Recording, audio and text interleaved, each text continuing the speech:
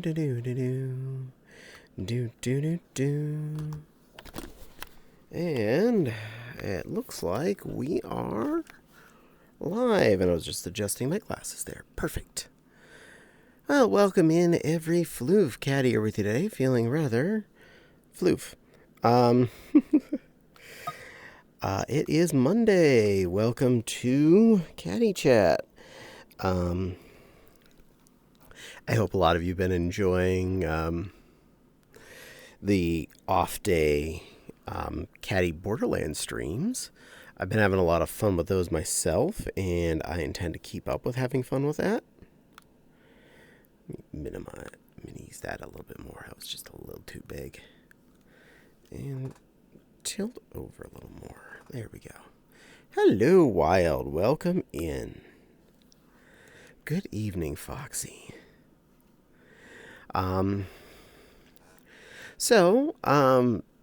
Specifically in relation to the Borderlands streams, definitely you're still going to get probably a good bit of those this week, through Friday. But I got a commission to work on, so, Saturday I'm going to go out and buy fabric. And I definitely want to make sure I'm dedicating a lot more of my free time to getting that done as quickly as possible and do my best to make a happy customer.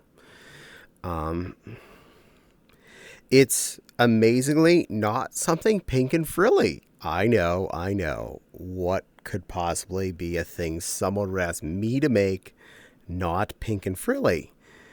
Well, for all of you who were alive and or liked 90s cartoons, specifically Tailspin, I was commissioned to do a sweater similar to that of Kit Cloudkicker. The buyer was pretty specific on the style they wanted me to do this in.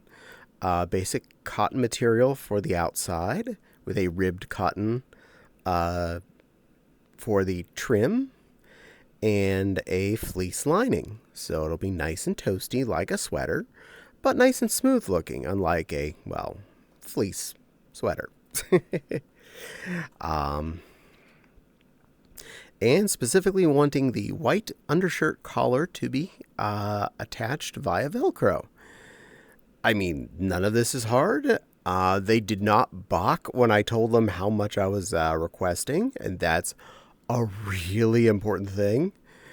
I hope you like the drawing. I definitely did. It was very cute. Thank you very much. It was very stimulating.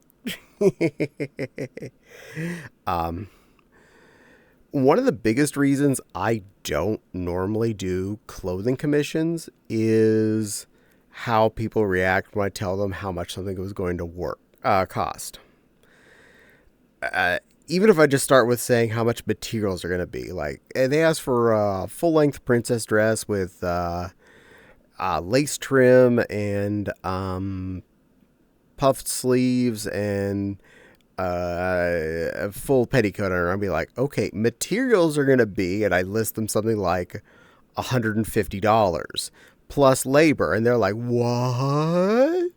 No, you can't charge me $150. I was like, I didn't say I was charging you $150. I said, that's the materials are going to cost that much. You still got to pay my dumbass to put it together into a dress, which is going to be around, say, $800. And like, no. And I'm like, well, you don't understand how much work costs. I ain't cheap labor. I am not, Chinese child slave labor. Wait, this is, I'm sorry. I'll fix that. I forgot to change that. My bad. Ding. VR chat.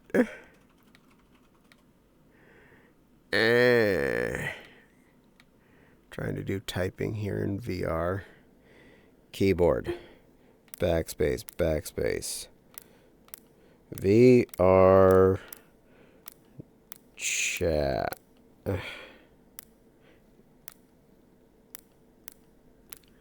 There we are. And change that to VR chat. There we go. Done.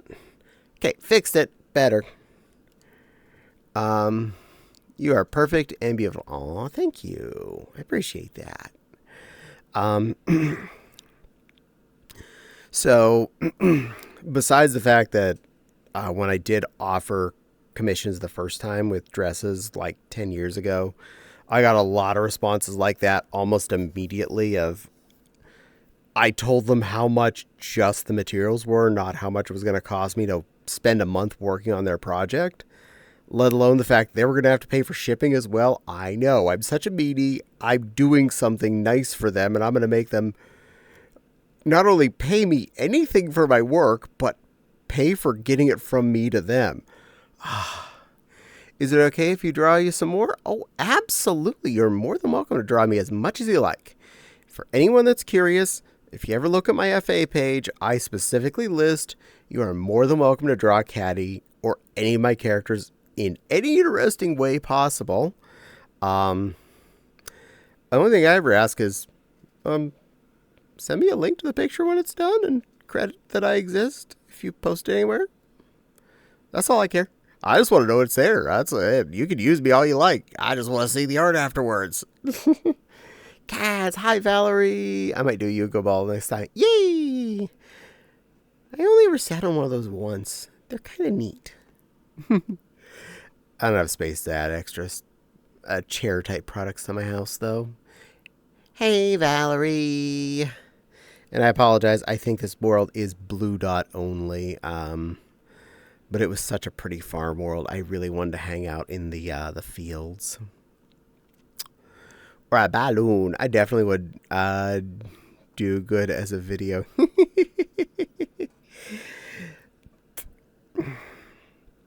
We'll see.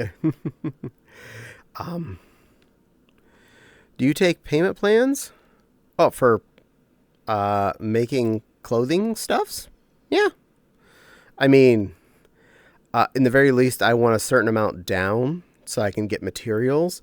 And once the product is paid for, I happily would mail it out, assuming it's also done. I will answer that again as soon as you're back. Do do do do do do do do do. Waiting to answer the rose. She had a question and I wanna answer, and I can't do that till ads are done. It's a loading. Ads are boring. I actually was talking to a fellow streamer today about how they do the ads. They do the 3 minutes every hour, and I like doing the minute and a half every half hour. I barely think people have a attention stream anymore to make it through a minute and a half of ads, let alone 3 at a time.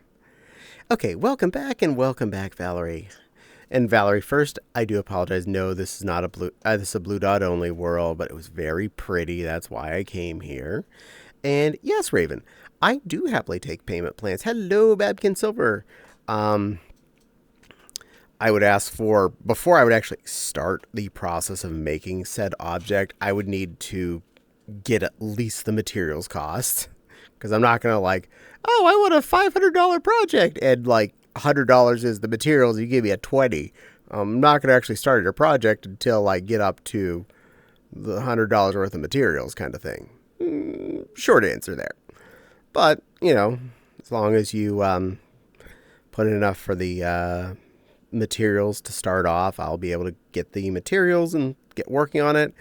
And once it gets fully paid and completed, then I would happily work with shipping. So yes, I do take payment if payment is how you would like to do. Hello, Silver. I had a bloody I am so sorry. It's a really pretty farmland. That's weird. The ears are moving every time you speak. It's a twitchy critter. It's probably because my hands are moving too. And I keep moving my head side to side as I'm looking at everything. But yeah, if you are ever interested in a clothing article of sorts that I could make.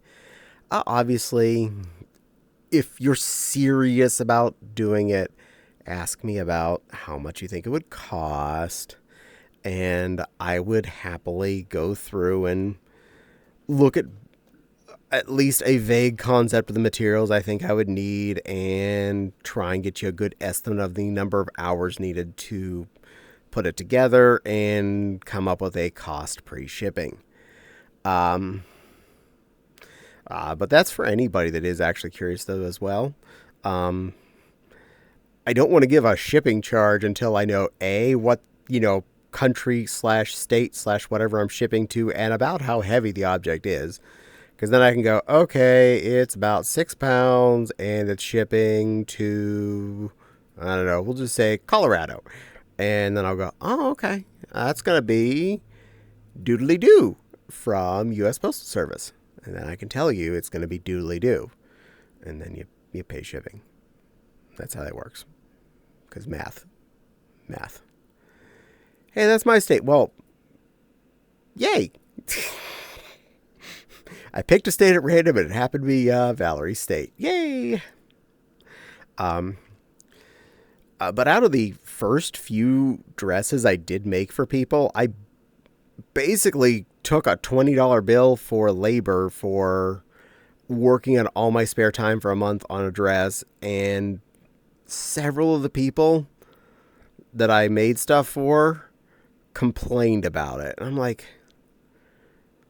this wasn't right. Well, then can I fix it? No, I just want to say how bad it was. Oh. Ironically, one of those dresses that a person was really unhappy with. Oh, you did? No. Trust me, this was like 10 years ago. This was 10 years ago when I did commissions. The first time. One of the dresses I made for someone who hated it, ended up selling it to someone else who found out who made it and made sure to come back to me and tell me how much they loved it. And they take it to like cons all the time. They put it on other fursuits. They love locking it on them and, making them be stuck in a cute little sissy dress. I'm like, oh, yay. Well, I'm glad the second owner loved my dress. Again, I only made like $20 in labor off of that. And I worked on it for a whole month and even went to the trouble of finding a locking zipper for them.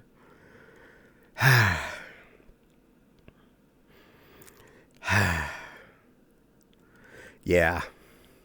Honestly, that stopped me from wanting to sew for a while after that one and a couple other ones I did right then. Just like, it was a lot of work and a lot of effort. I didn't end up with a dress in the end. All I ended up with was like a crisp Jackson. I can't do much with that. Even 10 years ago, you couldn't do much with that. But now I do charge what I estimate will be the amount of hours I say that the dress or whatever would take to make. I will sit down and math out about how long I think per the number of seams and the amount of pinning and cutting, etc., etc. To the best of my guessitude. And if I take longer, I mean, that's my due. If I get done faster, yay. Cool. Materials is the one thing I am the most meticulous on, though, about how much I'm going to charge for, because I'm like, I have to buy 3 yards of this particular fabric. You are charged 3 yards of this particular fabric, even if I do not use all 3 yards. Actually, if you don't mind telling me my shipping estimates, since you did, if I want to... Well, when I shipped to you the last time, I think it was like $6 or $7 for something about the size of a skirt. I think. Pretty sure. The bigger and heavier the thing, the more it'll probably cost. But skirts don't weigh that much. And they fit in bubble wrap envelopes, which I bought a 50 pack of. So I'm set on those for a bit.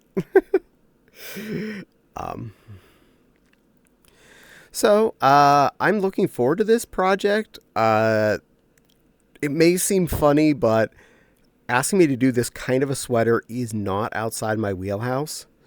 In fact, I had done something like this once in the past for me. I did the cheerleader outfit, which was effectively a puffy satin-lined satin sweater with a big fluffy collar that's like poly-filled, so it poofs out real good on a fursuit. With big floofy sleeves and billowy sleeves and a loose body. So it's something I've actually done in the past. I just have to effectively make it in this person's size, which they told me how big around they are, so good. And about how tall they are, good. So I know about how big to make the front plap, the back plap, the arm bloops, and then the cuff and collar and trim bits. It's honestly a snap to thing. I do want to ask them if they do want the patch on his elbow. I want to ask them if they want obvious stitching added onto that patch. I think it'd look really cute, but I don't want to do that if the buyer doesn't want that. But he has a yellow patch on his right elbow. He specifically did want that in fleece, not in the flat cotton. But I think it would look. Yes, I would sew it in securely with regular sewing technique to make sure that's an attached piece of cloth. But I was going to offer to also do a like black thread, quad thick, wide visible stitch on the outside, like someone did actually legit put this patch on the elbow, the shoulder, as a repair. And kind of like you'll often see plushy suits that look like they have obvious stitching, like purposefully obvious stitching from where a repair patch or something was put on them. So that, I was thinking I need to ask them about that. But that's later. That's not a today problem. I mean, I still got to buy fabric, so I have time before I'm sewing the arm together. So that's a fun thing that's coming down the line for me. And yes, for me, that is fun. That is just as much fun as playing Borderlands as me sitting here sewing. Either that I get money that I can buy something fun with, or I end up with a product at the end.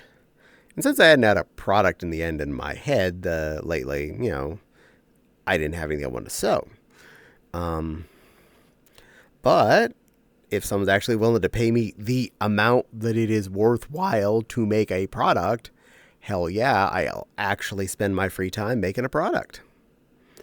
I legit am anxious to work on it. Not just because I want to get it done, but because it seems like a fun thing to do. Hopefully I find fabrics that match the right color and motif. The ribbed darker green is the one thing I am the most concerned of whether or not I'll find a good match for. Otherwise, with the light green flat for the most of it is going to be easy. A yellow fleece for the patch, that's a guarantee. And I figure I can find a suitable enough green to put as the liner for the body part of it. Either way, I gave an estimate of about a month once I started, and I'm going to do my best to have it done in a couple of weeks, because I like to not drag my feet on these kind of projects. I just want to do it and do it to it. Heck, who knows? Maybe I'll have enough fun with it and I'll want to make something like that for myself. Not a Cloud Kicker sweater, mind you, but maybe like just something more me. Probably pink. probably involving some satin. Probably. No, I mean, you know me. Yeah. So that's near future Caddie projects. And ironically, one of the reasons I want to come to this world is because of one of the things I wanted to babble about today.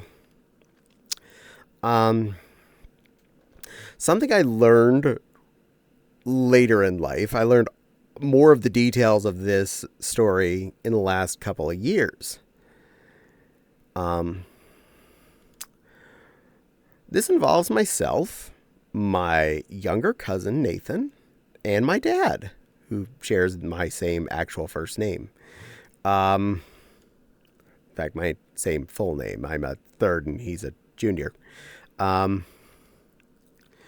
When I was in 10th grade, I went to a college fair in Pittsburgh, and I found a college that I wanted to go to that the program sounded good. It was a technical college called Pittsburgh Technical Institute. Awesome. There was a program called Computer System Specialist, and I was like, cool, like, that sounds great. I want to be a specialist. That sounds special. Cool. And I go to do this college, starting initially in the downtown buildings. Then they moved us out to the new campus that had just got finished being built during my first year there. Now, one thing I learned really early when I was there was not only was this the college I'd picked, but apparently they had the building from where my dad went to college, because he went to Penn Tech. And I had a couple of classes, not just in the Pittsburgh Technical Institute building, but I had some of my classes half a block away at the Penn Tech building,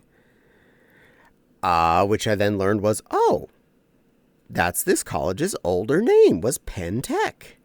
Cool. And that's where Dad went. Cool. And as I was going through my classes over that 2-year period, which I aced, I did not finish a single class without a straight A. 2 years going, and I felt like I didn't learn anything useful. And a lot of the classes, when you start out, they're telling you, like, we have a math requirement. So there's a basic math class that starts off with even addition. I'm like, okay, this sounds hokey that you're telling me I have to have a basic math that is so basic that, like, I knew this before I was in first grade, whatever. And some of the other classes in the first quarter were like that. And then the second quarter and the third quarter. By the time you realize that you've had a whole year out of your 2 years of classes and you learned a little bit of original GW basic, and use of, like, basic office suite programs. Not even anything fancy, just basic use of these things. They're like, you've taught me how to be a secretary, not how to be a computer system specialist. This is so far not useful, but you're already committed at that point because you're 1 of 2 years into this. You paid the piper. You're stuck. You're going to finish. Out of the whole 2 years, I think I had like 2 or 3 classes I felt like I actually learned something useful in. And it wasn't even what was effectively the curriculum. It was what the few good teachers thought to kind of squeeze in there and, force into our curriculum. Like the class where we actually built computers that were going to end up being used in one of the computer labs. I learned from that, and that was actually a very helpful skill. But for the most part, I felt like the education that I was paying 20-something thousand dollars for. Granted, I had a lot of grants and stuff to cover most of it. It was just like, that's a lot of money, and I didn't learn much. That's not good. And I learned many a year later here, as muchly adult, Dad was talking about his education at Penn Tech, how he was promised that he would leave that with the ability to do television repair and all these other electronic device repairs right out of the gate as soon as he'd left college. They were going to teach him everything he needed to know about repairing televisions and other important, useful electronics. This was back in like 1960s, late 60s, early 70s. So repairing TVs, hello Nepal, welcome in. Repairing a television, a tube television or a radio or something was still something you would actually expect was a thing we did. You didn't just, everything wasn't just throw away the thing and buy a new thing. So he was told he was going to learn all this stuff. After 2 years, they had not once had them open up a TV or teach him how to repair a single one. Nothing he was promised. Everything he was learning seemed to be like outdated information. Gee, that story sound familiar? And nothing that they taught him really prepared him for what he was hoping to do.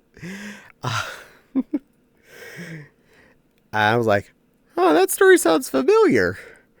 Hi, Nepal. Hi, Wild. Yay, saying hi to each other. Because I was promised I was going to have the capability of repairing computers from this and to be a network systems administrator, like right out of the gate. In fact, they promised they would get me a job. Within 2 weeks of leaving college, you'd be placed in a job. Placed. Now you'd have to try and find one. They were going to place you in a job. Place you there. They were going to get you the job. You didn't have to look. They were just going to be like, and here's your interview. Go there and just do an okay enough job and you're done. You're going to have that job. Guess what happened to both Dad and me after that college experience?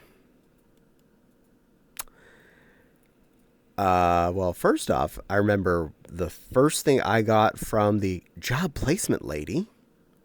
Oh, no. You see, you go out and you submit resumes to places and then you go get a job. And that's how this job placement thing works.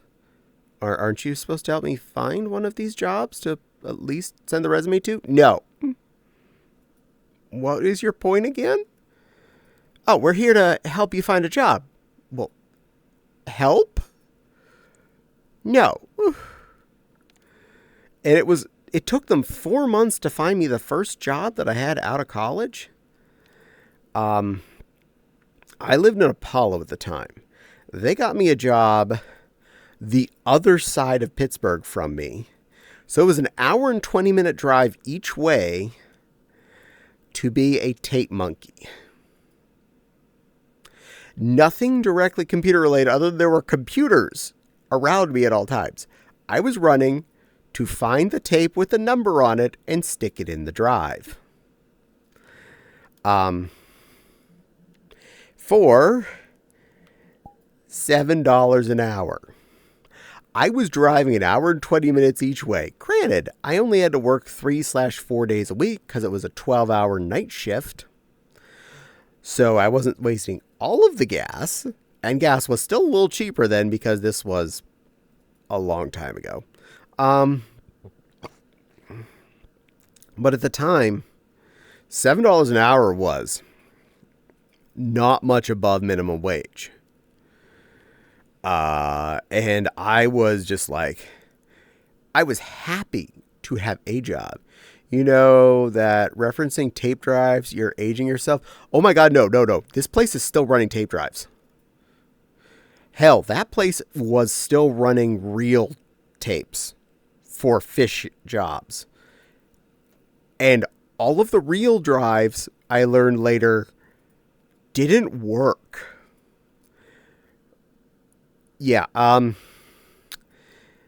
they would run these fish jobs and mail the tapes out to the clients who would never actually use them, and they would cycle the tapes back, and every single time the tape was blank. It never had recorded anything, because those are some of the tapes from like back in the 60s, the big honkin' reels that had like a kilobyte on the damn things and are the size of a record horizontally, but they're, thick, like half-inch to inch thick tape. And it's like, yeah, that's a whole kilobyte or two. Wow. This is dumb. But medical industry and a lot of other places do not like change. So, yeah, there was a lot of things backed up on tapes. Industrial data tapes, not like the kind you would have bought to plug into your Hewlett-Packard at home and do backups yourself. I'm talking nice, big, thick, chunky tapes. Anyway, yeah, it took them 4 months to get me this job making $7 an hour, running and finding the tape with the same 6 or 8 digit number written on the back of it and shoving it in a machine. Yeah, that was really worth my $27,000, was 4 months of no job, followed by the way, here, $7 an hour. How am I going to even pay for my college education with that? Evening all, evening, Commander. All right, hold on. There you are. Mwah! Good plushie. Hello. Hello. And yes, they were definitely still using tapes in the post-year 2000. And they still were when I left that job 2 years in. And I am pretty darn sure they still are, because knowing some of the companies that were getting their data backed up there was nothing about change involved in them. All right, interruption. Go ahead.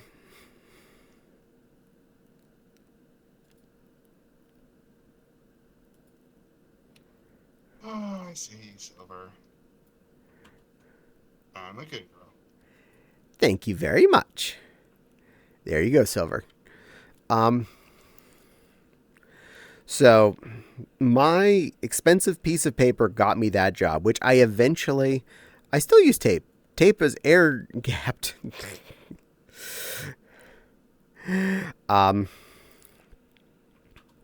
After, I think I stayed at that job for about, I think it was a total of 2 years. I finally got hired on actual there, and I was making upwards of like $9 an hour by the time I quit. But $9 an hour. Good evening, Axe the Wonderful Armor Man. Welcome in. And Silver's looking all sneaky happy. But yeah, I wasn't even making $10 an hour, and I was driving an hour and a half each way for a 7 to 7 overnight job. It was killing me quickly, and I just could not do that. Hello, Ian. Valerie, you are incorrigible. Yes, she is. So Dad never got an electronics job from his degree that he spent the equivalent of the same amount back in the late 60s. And I think it was into the 70s, because he did his time in the Navy before he did his education.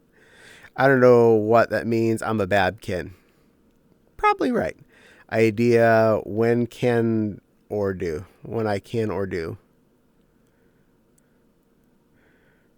An idea? I like ideas.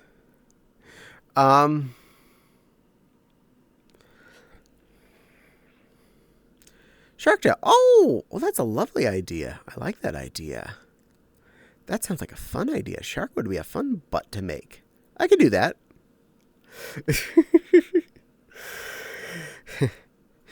Ask me later when you're ready. I will happily talk to you about ideas of how we can make that happen. Um, yeah, I made a Hobkin tail, didn't I? Shark wouldn't be that hard. I've heard horror stories about electronic infrastructure in very critical areas. Yeah, you know, a lot of that stuff is not changed until someone notices and makes them. Most of our nuclear devices had, for the longest time, the password was 11111111. And the software to run them was not on 5 1/4 floppies. Oh no, my friend. It was on the 8-inch floppies. Those were even bigger physically and smaller storage wise, and even worse at keeping data.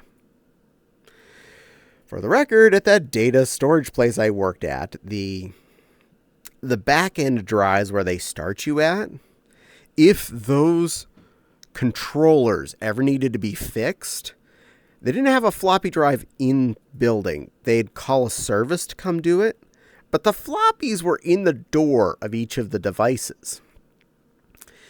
And they were the 8-inch floppies. And most of them, you know how there's that plastic case on the outside of it and the disc on the inside? The two pieces of plastic case were not attached together anymore. So when someone would come to fix one of these, they would have to carefully pick up this mess and insert it into their big ass drive. Oh, bigger than those acts, bigger. Those were 5 1/4. We're talking the 8-inch children. 8 inches. So much more stupid.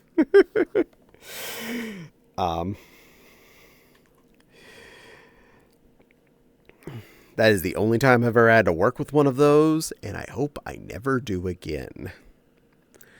Now I look at my current computer, I don't even have a disk drive of any kind in it. 11111, I have the same code on my luggage. Thank you, President Screwed.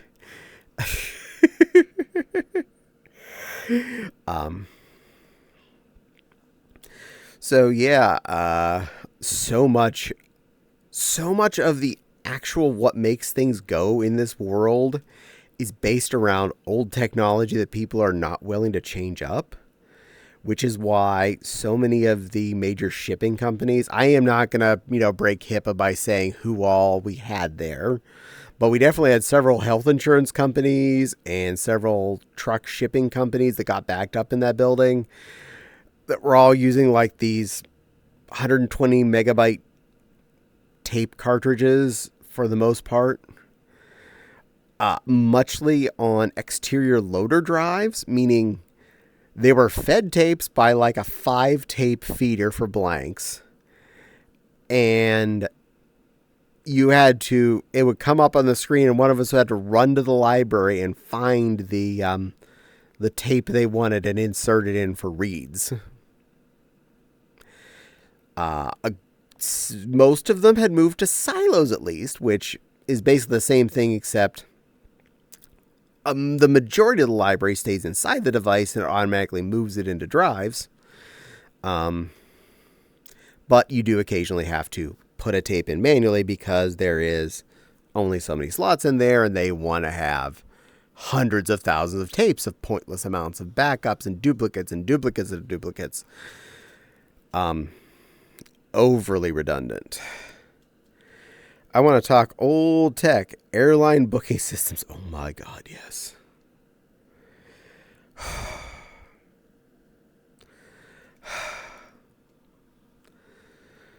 I swear, most of these things, until it gets caught by someone who actually knows what they're looking at and can change it, like force it to be changed, the poor IT people are forced to sit there and,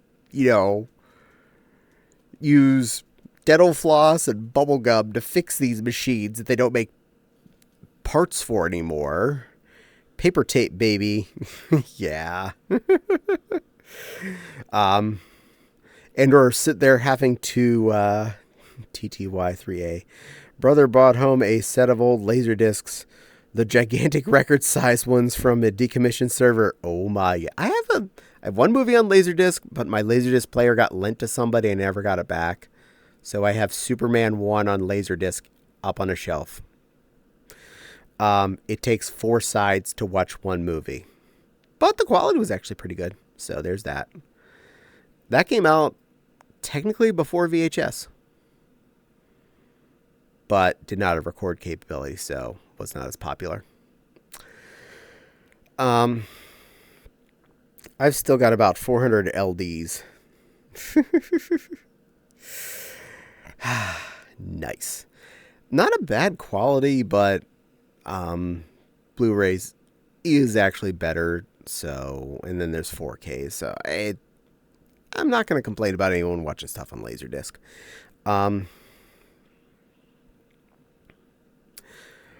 Way too many from Jan. Nice.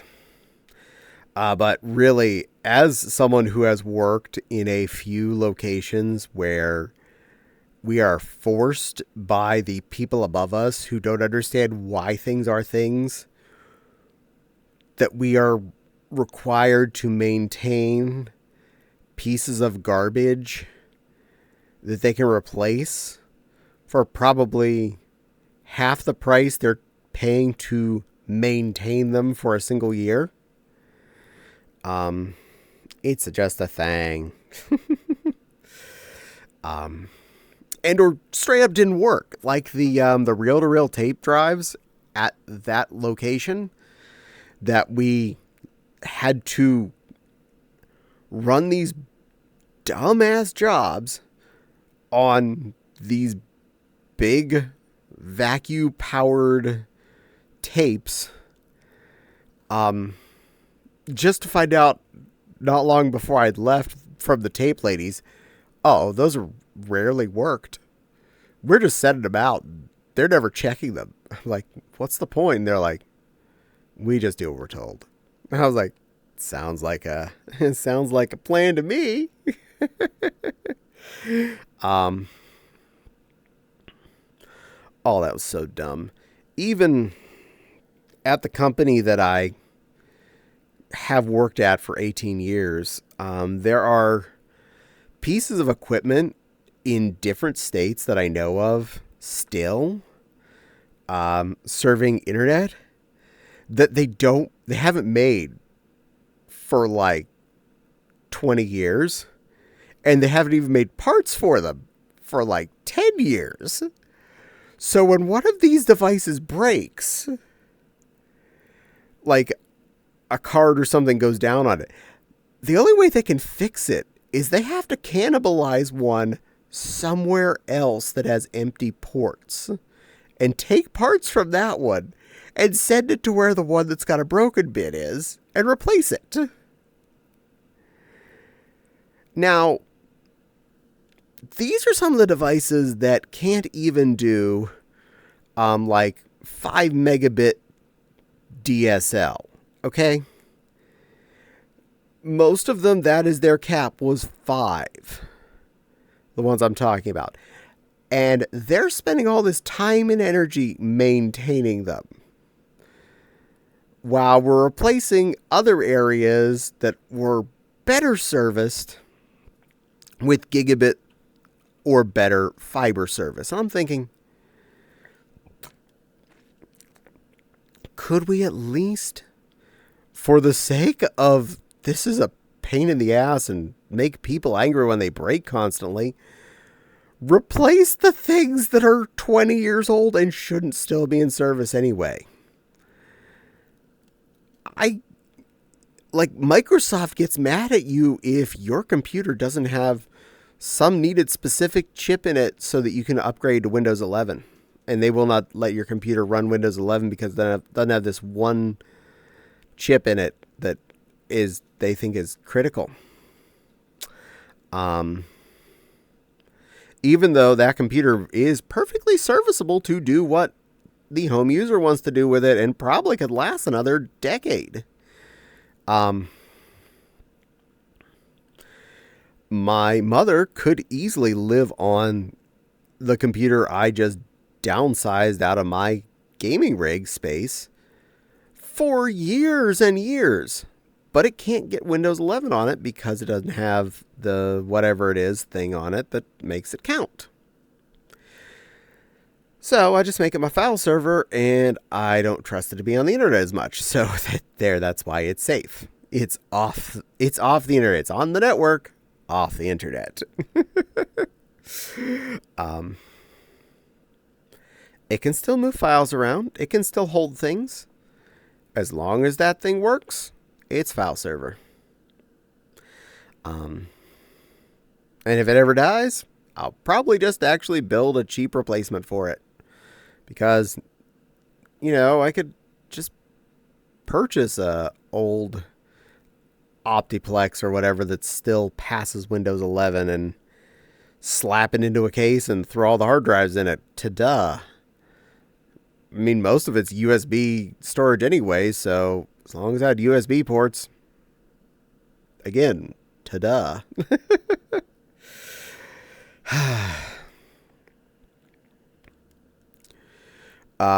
Because I need to have a place to dump my old computer gear. True dat.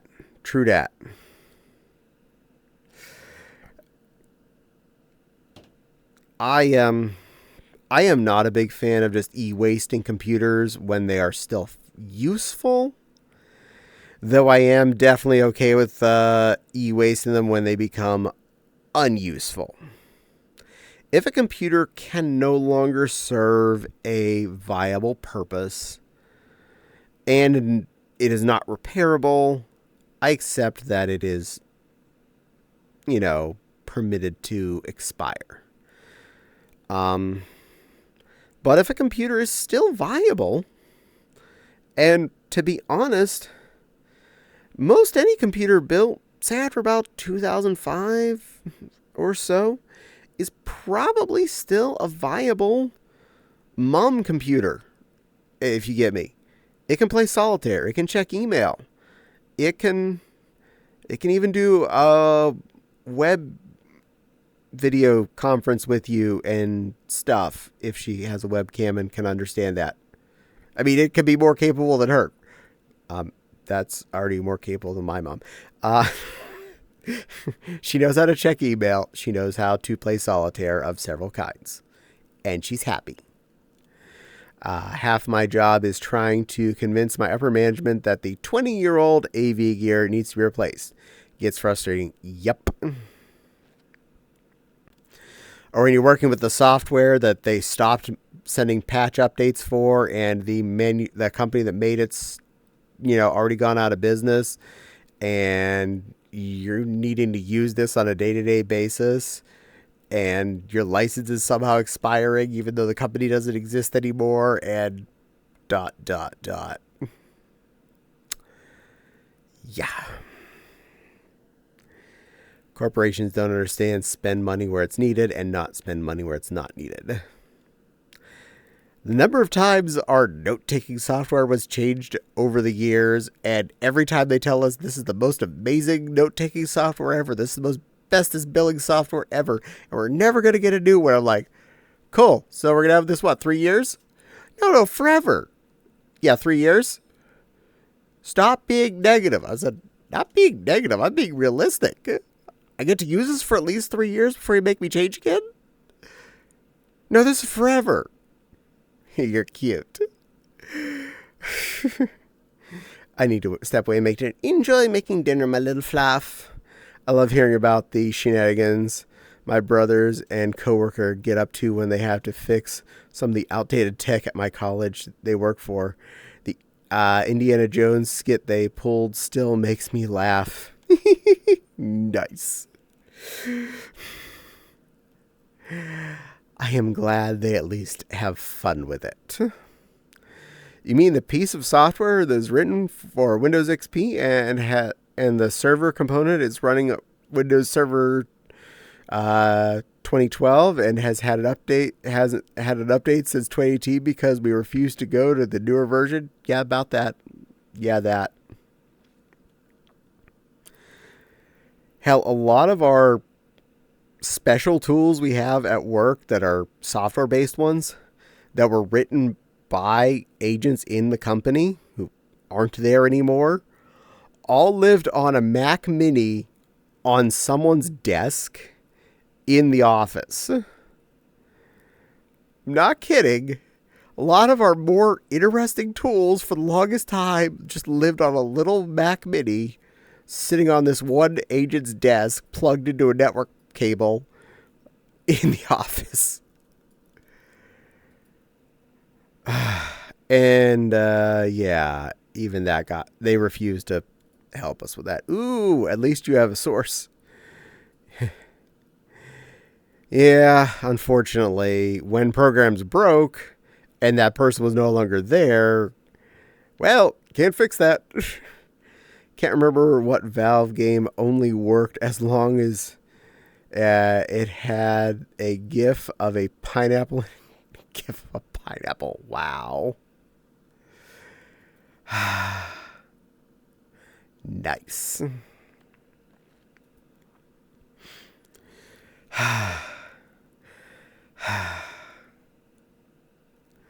Technology is an interesting thing, isn't it?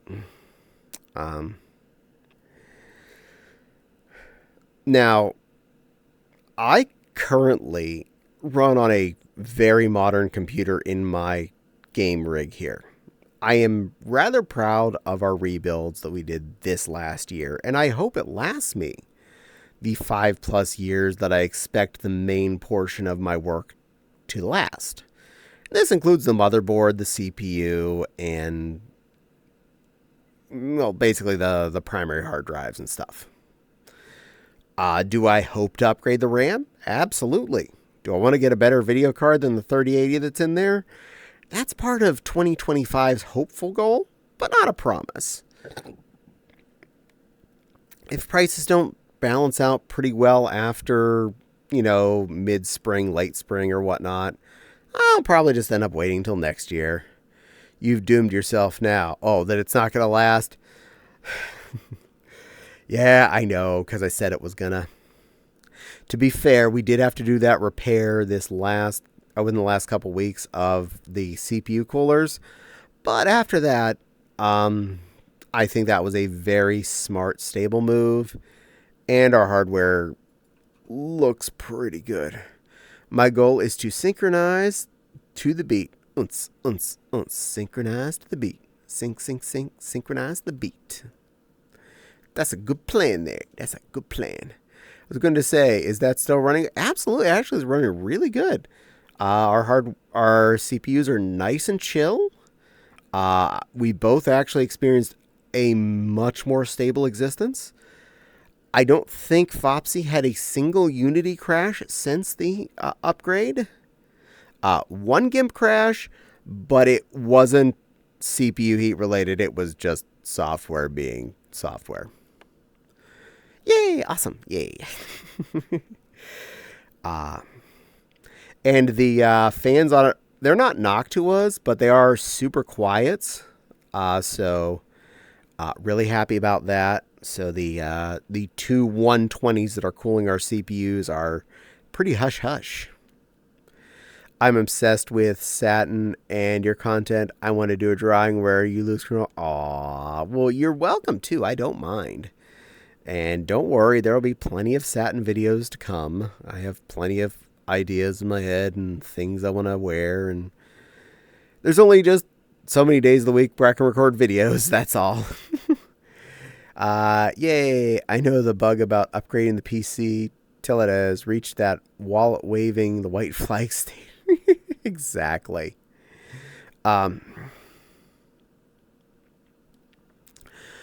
Honestly, when it comes to when I build a computer, I do it in 2 stages. There is the primary build, and then there is the secondary step up. Potentially a year to 3 down the line. The primary build is moderate amount of RAM and usually a carryover of the previous graphics card. Possibly DVD drives or whatever, if they were still a thing, would get passed down as well. Stuff like that. Things that aren't that critical and just haven't died. But when I do make the actual build, I usually do a fresh case because there's I want to do this, and then there's reality sets in. Exactly. I usually start with a fresh case, a fresh power supply, so I know those two items are, one, a little more modern for ease of access, two, it doesn't have all of the thousands of hours that the previous one does. Motherboard, I'm usually very picky on. One thing I always like to stress for is I want 2 video card type slots in it, so 2 16Xers in there. And that's a minimum, okay? This time I definitely wanted lots of M.2 slots because that's what thing is now. And this one has 4, so that covers me for a lot of potential upgrade. Only filled up 2 of them.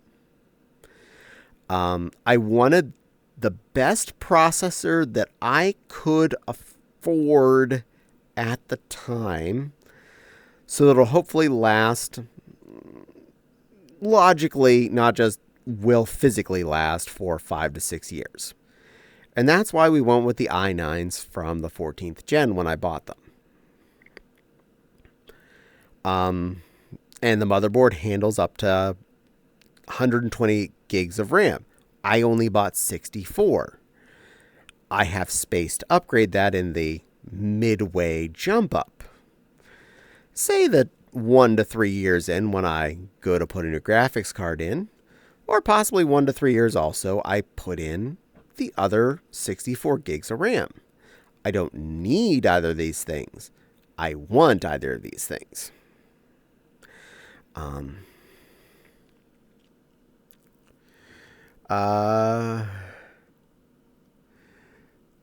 was gonna say, is there okay, Caddie, ta-ta for now. Catch you later. Goodbye, Axe. You be a good little armor man. Sandblasting, remove the concrete dust from the case.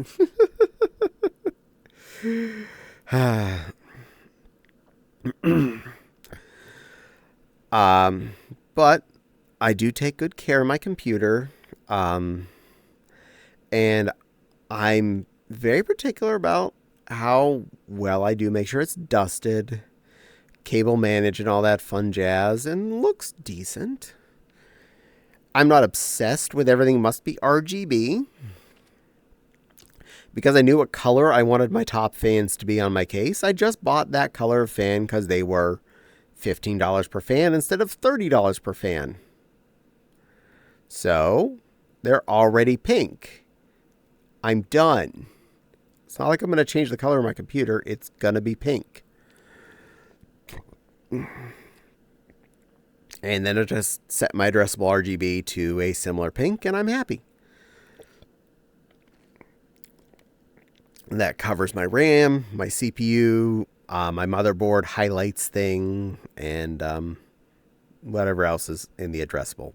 Oh, and the light bar up the front of the case. There might be another light somewhere that I'm forgetting about. But in any case, yeah, all of that is lovely and RGB'd the way I like it.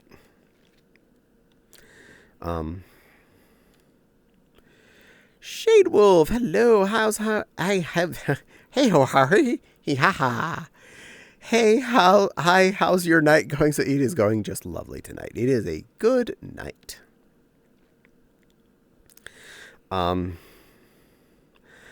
We were actually very selective about our computer case this time.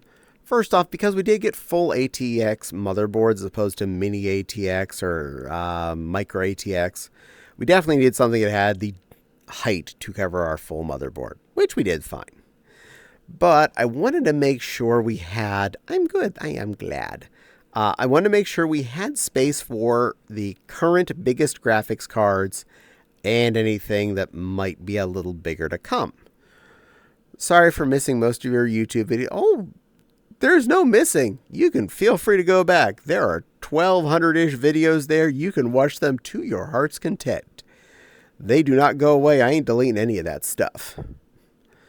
Have fun as you have time. And please let the ads play because I get paid for every single one of those.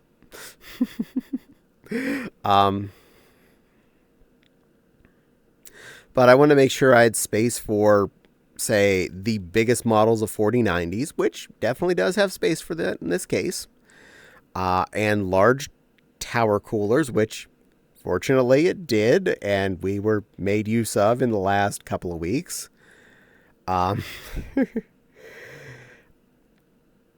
One thing I did not make space for was optical drives. These cases do not have any front bays for 5.25 or 3.5 inch stuff. We did get a bazillion and a half USB ports. That is one of the things I was very adamant about. I will hydrate. There you am. Thank you very much. Where are you? No. Yes, there it is. Delicious water. Thank you, Yam. So between the motherboard and the case we picked, most of these being USB 3 or better. Yay, happy Yam.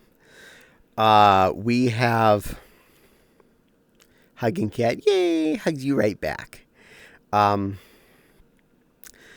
think we have like 13 USB ports on the device, on the computer's tower itself, not counting the couple of USB-C ports on the back that I'm like, what am I actually going to plug into a USB-C port?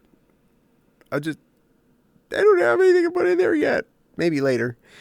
Hey, you sweet bean, I hear you talking about computer parts. Oh, yeah. Heck yeah there, beautiful bunny. I am talking about computer stuffs.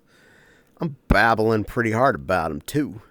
Yeah, I'm saying hi to Bun. Looking so beautiful, gorgeous. Oh, thank you. I felt like being a baller fox tonight. Hi, Bun Bun, says Silver.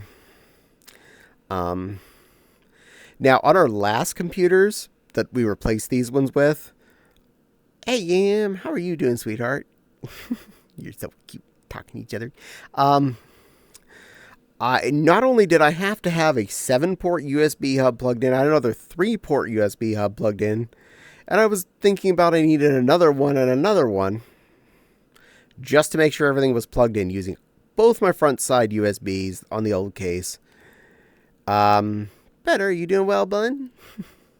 So now he says, hey, sweetie Silver, and gives some cute emotes.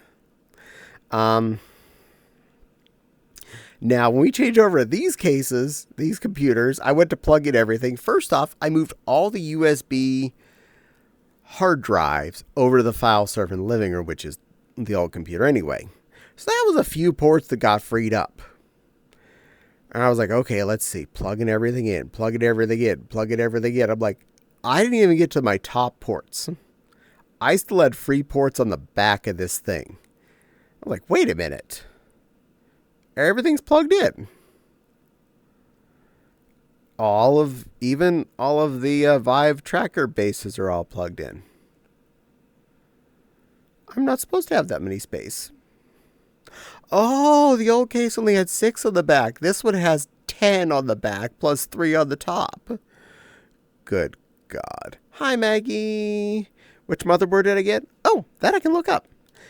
Hold on. Beep-a-da-boop boop. Boop boop. Minimize that. Open up. Window. Text document. Asus ROG Strix Z790F Gaming Wi-Fi 6E LGA 1700 Intel Generation 14th and 13th 12th Generation ATX Gaming Motherboard.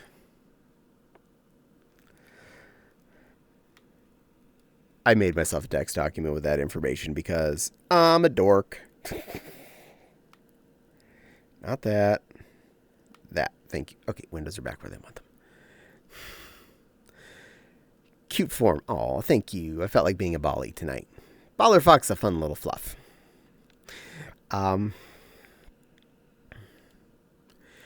I'm building a new PC at the moment, so I'm into all PC specs and parts. Oh, sweet. Well, lovely bunny, if you are actually curious about the rest of my hardware, all but one little bit of it is still the same if you scroll down on my About section. I did actually write my current parts list. The only thing that's changed is I took out the 1060 as my secondary graphics card, and I put in a 7060 to reduce excess power usage. Because all it's doing is powering 2 extra monitors off my main GPU. And you want some beans? You can have some beans. Oh, we can beans, but you can have them. Beans, beans, beans, beans, beans, beans, beans, beans, beans. And Naughty says to Yam, glad you're feeling better, sweetie. I'm doing awesome. Yay, I'm glad you're all doing awesome. That reminds me. My moderator's busy and I wasn't thinking about stuff. A dingleberry. Dink, dink, dink.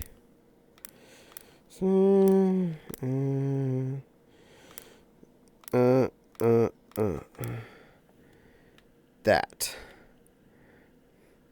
Can't forget to do the important stuff. I need to be a good streamer, not forget the important stuff. I'm easily distracted by shiny things. Oh my god, I just realized that my headphones died and I didn't hear any of... Oh my god. I am so sorry there, Naughty Benoy. Whoops. Well, are you hearing me now?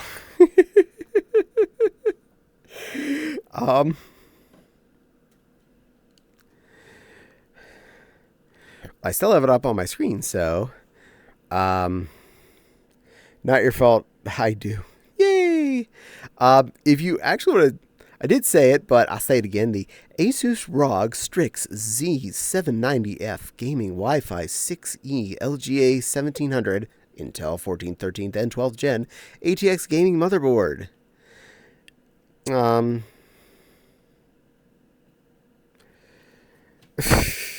I'll redo your redeem there again, Maggie. It did tell me you were on. It didn't tell me you were on. Well, I'm sorry, other Cad Pig, but welcome in. And I will say it a third time once the ads are over. Just because I'm trying to be a good, helpful little thweema. Oh, hurry up. Stupid ads. Why do they come when I try and say something actually important that someone actually cares about? That's how it rolls, you know. That's how it always rolls. Pat, pat, pat, pat, pat, pat, pat.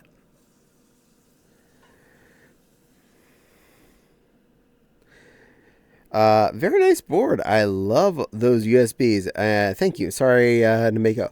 Oh, no. It's all good. It's like, okay, so you at least heard what it was. That's good. And if you want to see the rest of my chunk, and you didn't hear that, just scroll down to the About section. I actually put my PC stuff. When I did this build, all of the doodads are listed there, including everything, including my one video card that got changed out. The 1060 is now a 760 to save on some power. Because all it's doing is basically powering 2 monitors that basically just have web browsers or Telegram on them or whatnot. They don't need gaming power, and it gets it off of my primary GPU. Older but good. Yeah, it's still functional. That's all that really matters with that. All right, I'll give you your beans again. You can have more beans. Refreshed beans. Oh, I don't get ads on any stream. Thank you for being so kind to wait, though. I'll check that. Oh, yay. Good. Oh, you must be a turbo. Who's a little turbo Benoy? You're a turbo Benoy. And I will do a hydrate again as soon as I'm done beading, because I don't want to skip on Maggie's beads. There you go. You've been beaned. I beaned twice. That's a double bean. Getting good value for that redeem. I'll get that another hydrate. Can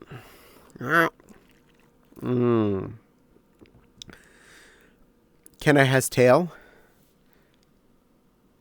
Oh, you want a tail waggle? Oh, did you get a tail waggle too? I am so sorry. I just saw the bean when I noticed the tail wag. Tail wagons, big fluffy tail wag, big fluffy tail wag, tail wags, tail wags, tail wags. Baller Fox has a big ass tail. I'm down for that. Sorry about that. I thought it was just the bean one that I was needing to redo for you. You've seen mine up close. Hee hee. Yay. He's okay. Yay. Well, I got you covered at least. I if I ever miss a redeem somehow, please let me know. I will do my best to take care of that. And if one happens just after you get stuck on an ad, I will redo it. I don't want someone to feel like they waste their points. Not like it cost me anything else to wag twice. You're good for me. Yay, I'm glad. I do my best. Hey, big tails. Heck yeah. So yeah, I'm thinking about, depending on how things work out, I'm kind of itching for a little bit more computer work on myself this year. So if I can't get the graphics card, burps. Bad timing. If I can't get the graphics card due to availability, costs, and whatnot of either the 4090s or the 5080s, I would be considering buying the RAM upgrade. Not really a necessary upgrade, but it would basically cover that up for the remainder of these computers' lives. In other words, if I'm filling in the most they can possibly ever hold, we're good for life. And the cost for another 2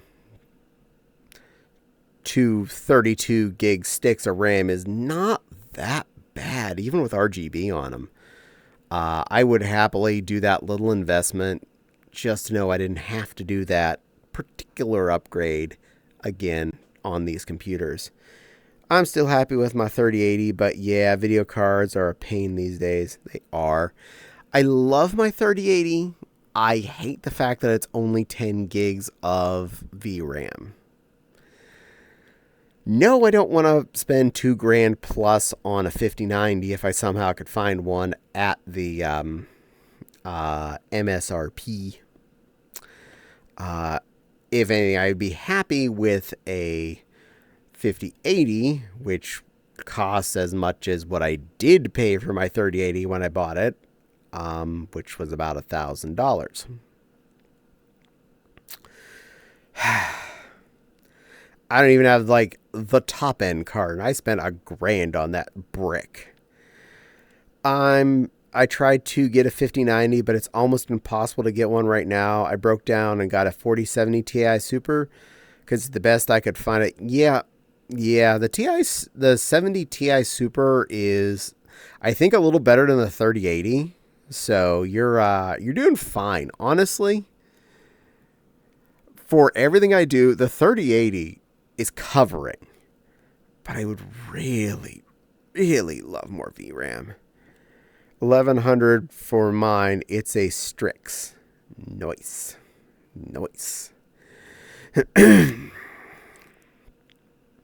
I was just happy when I was able to upgrade from the 1060 to the 3080. That was a major change. It keeps making me leave chat. I'm sorry. Are you trying to use it on mobile? I know mobile's weird about that sometimes. Mobile's mean to my to viewers. The VRAM is lacking, but I don't have a 4K display. Yeah, we don't have anything 4K yet either. But that's another thing we would like to upgrade as well in the not too distant future.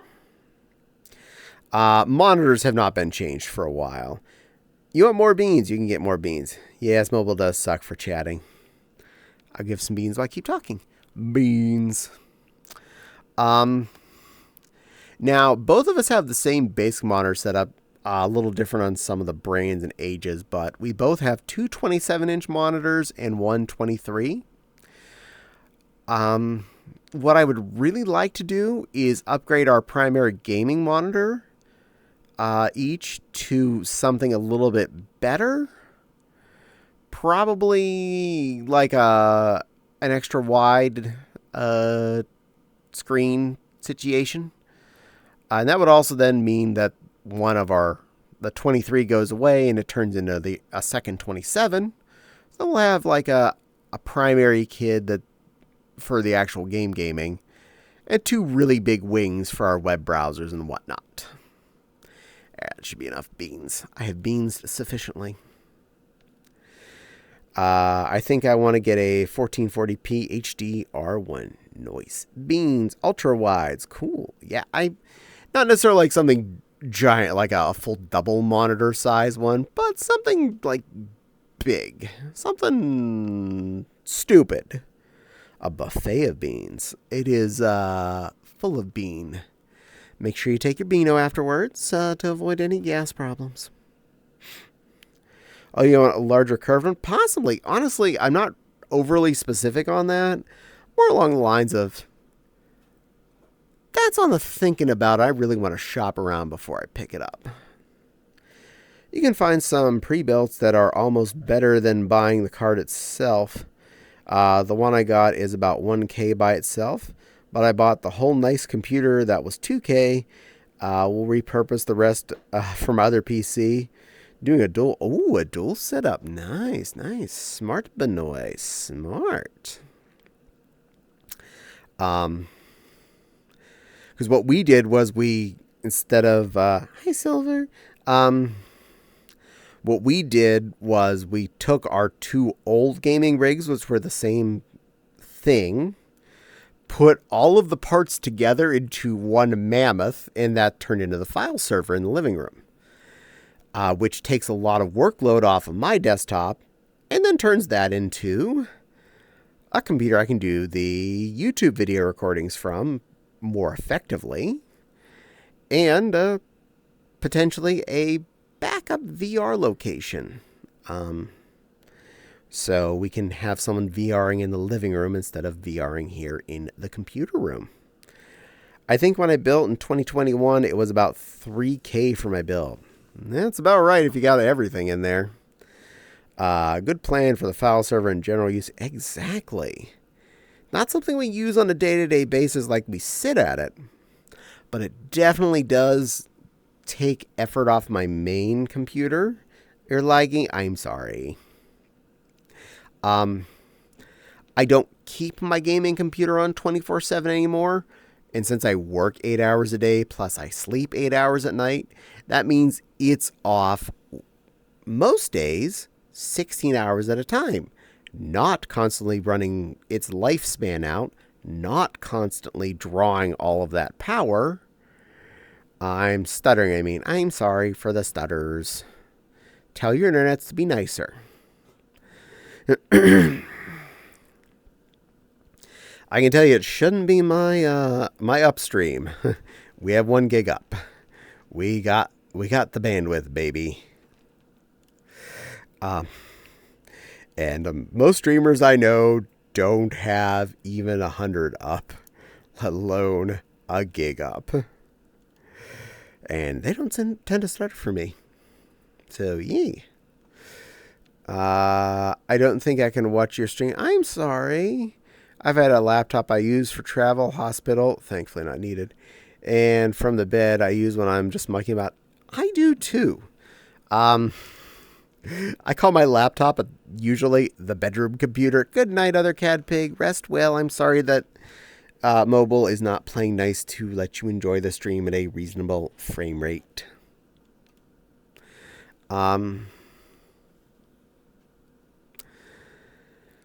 But yeah, I agree. My laptop mostly is just, most of the time is just bedroom. If I'm like chilling on the bed for a little bit, or traveling. But mostly travel has been one of the computers that I can't upgrade to Windows from Windows 10. It's a convertible laptop. The keyboard snaps off and it's basically just a Windows 10 tablet. It's great. It's wonderful. It has a really good battery life. It's small, so it's easy to travel with. And it works. There's a very important part. It works. And of course, well, it converts to tablet, so yeah, it's got a touchscreen. That's pretty darn useful to take around. Easy to just take over to a friend's house, just throw in the front pouch of the backpack, even, or even in my purse. If I'm wearing one of the bigger purses at the moment. Actually, change it off. App more ads for Caddie. Yay! I hope a replacement desktop laptop.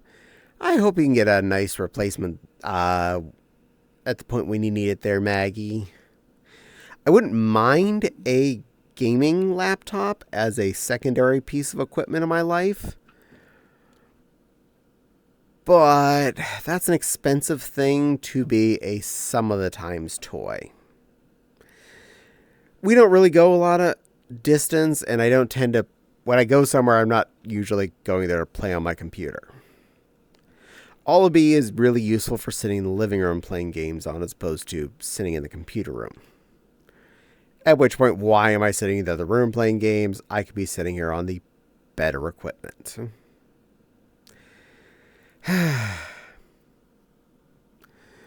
Damn it, now I'm mad at myself. I accidentally hit buttons on my controller and accidentally bought an Interwine Fate. I'm sorry? My new setup specs? ROG Strix X87E-E Ryzen 7 980X 3D 64 gigabizels of Trident 6400 MHz 4070 T Super Corsair H1000 watt for the main components. Oh, ho, ho. That sounds a lovely, little bun.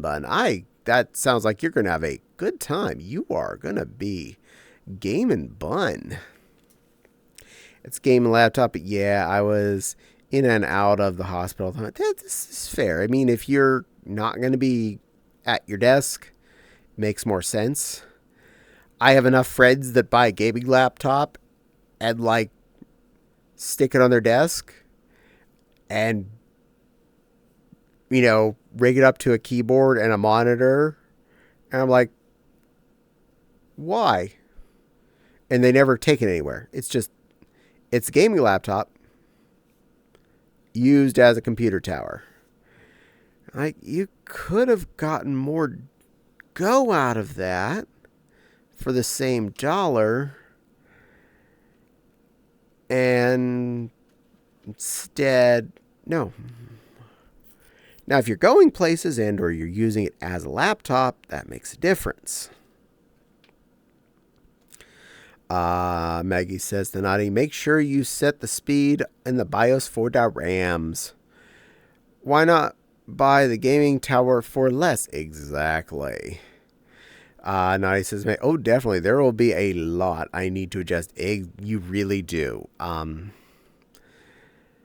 Once we booted up these computers for the first time, went into the motherboard config software and changed everything up to the specs of the hardware plugged into it. And then it went zoom, zoom, zoom. One good thing about ROG equipment, usually has good control.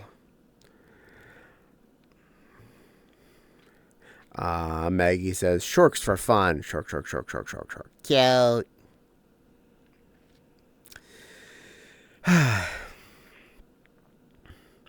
And by the way, Naughty, you do realize every time I'm reading things you type, it's reading in your voice in my head because I've heard it so much. So I'm hearing your cute voice every time you type something. Just putting that right out there.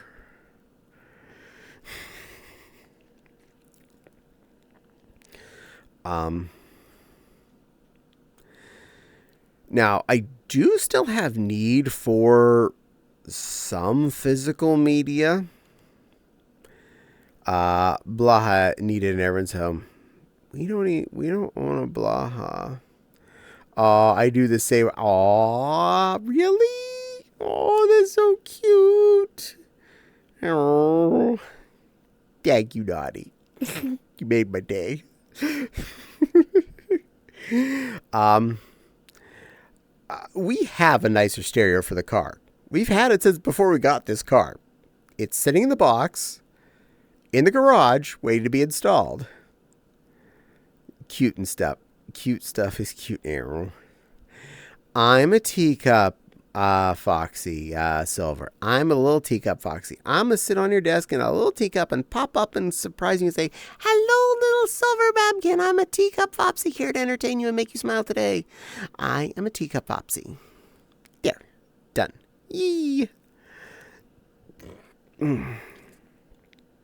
So we have a really nice car stereo. We've had this car for 8 years and I've still never put it in. What? No IKEA Shark? We don't own one. We wouldn't mind one, but we just don't own one. Beep boop. So, Caddie being cute, but not cute again. I am not cute though. Our car does have a audio jack in, and I believe it does have Bluetooth, so I could like sync it out to my phone, but I'm too darn lazy to do that. But what the other stereo had was a USB port that the base model of the car came with doesn't have. Yes, you are. Meow. Meow. You're cute, Naughty.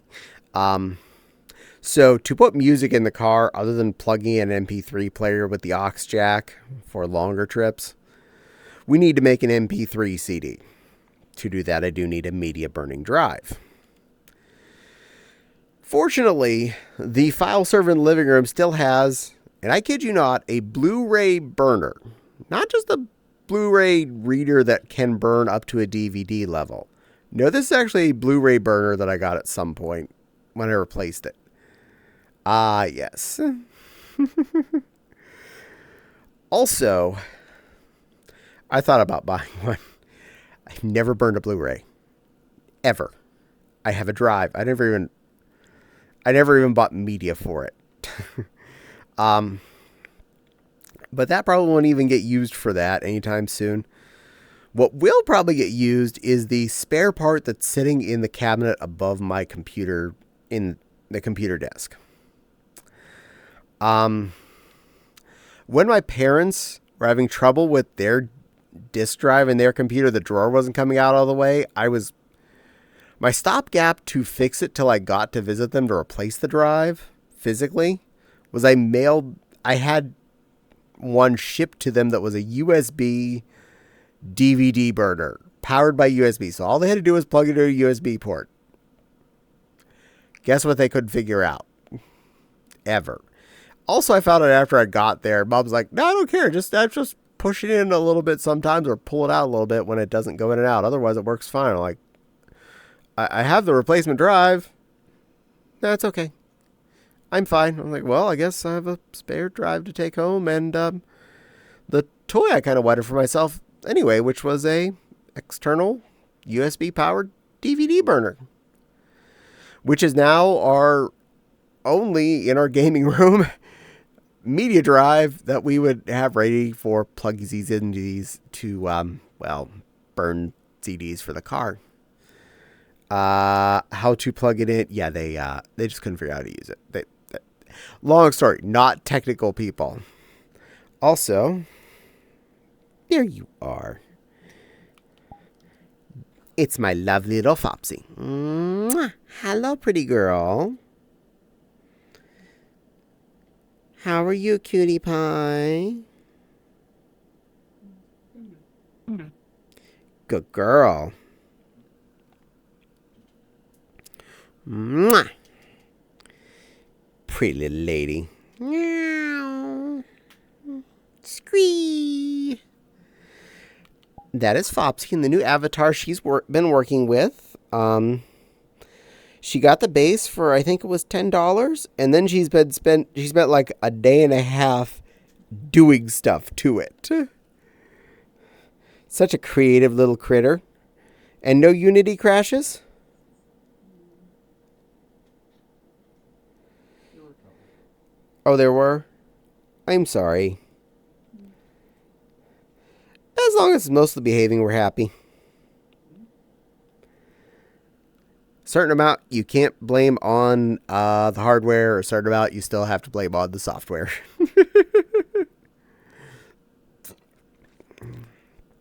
I miss when you're in computer, when your computer could actually play media. Thanks, cheap Microsoft. Tiny thing, it's cute. Yes, she is cute. Very adorable. Honestly, I had the choice to put media drives in our computer. I had the choice to do that. I actually chose against it because it would not be something that we needed at this point. We don't buy video games on CDs for our computers. We buy video games for our computers on Steam or Epic or one of those things. Usually Steam. I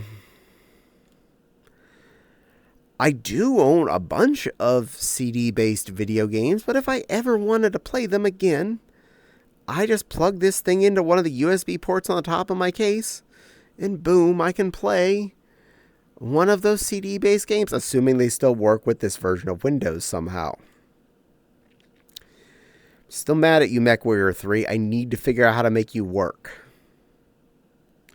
I loved you. You were a good game.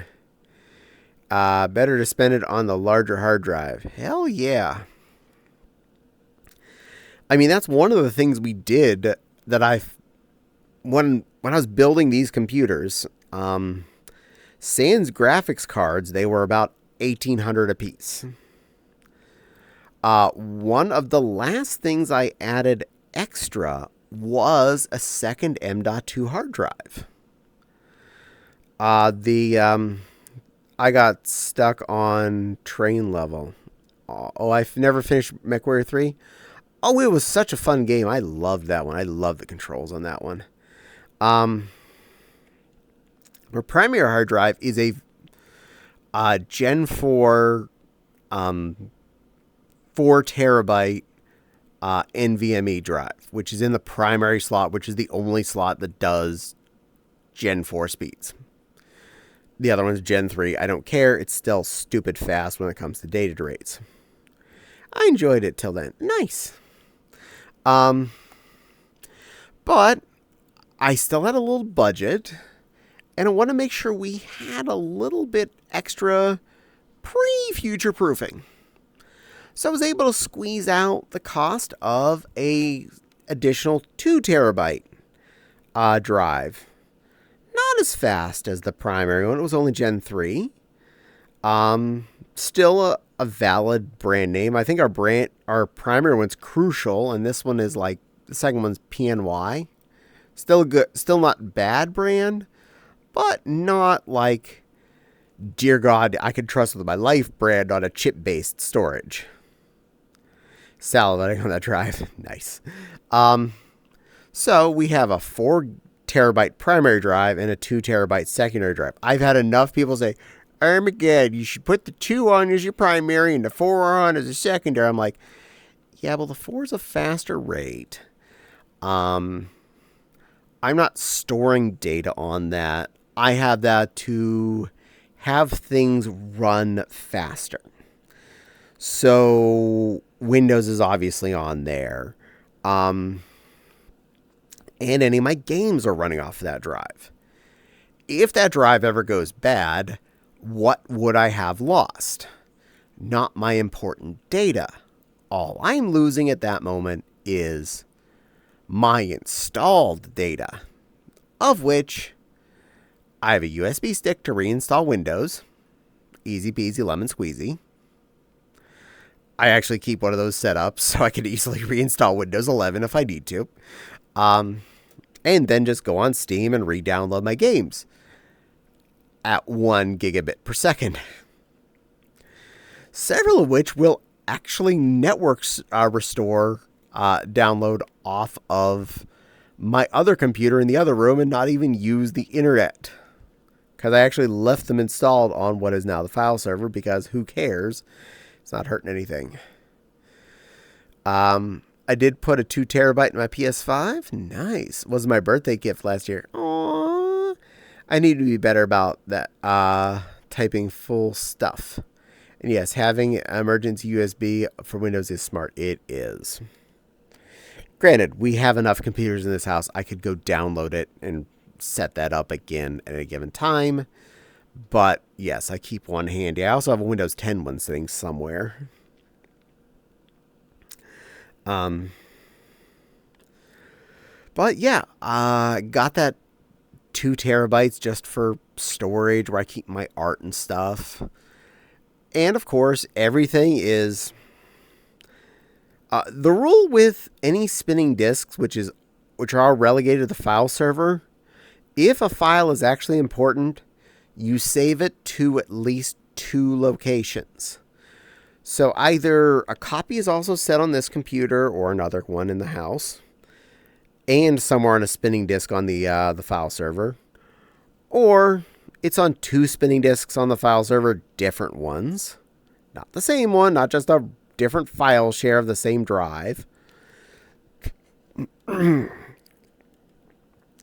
or possibly multiples, depending on how important a piece of data is.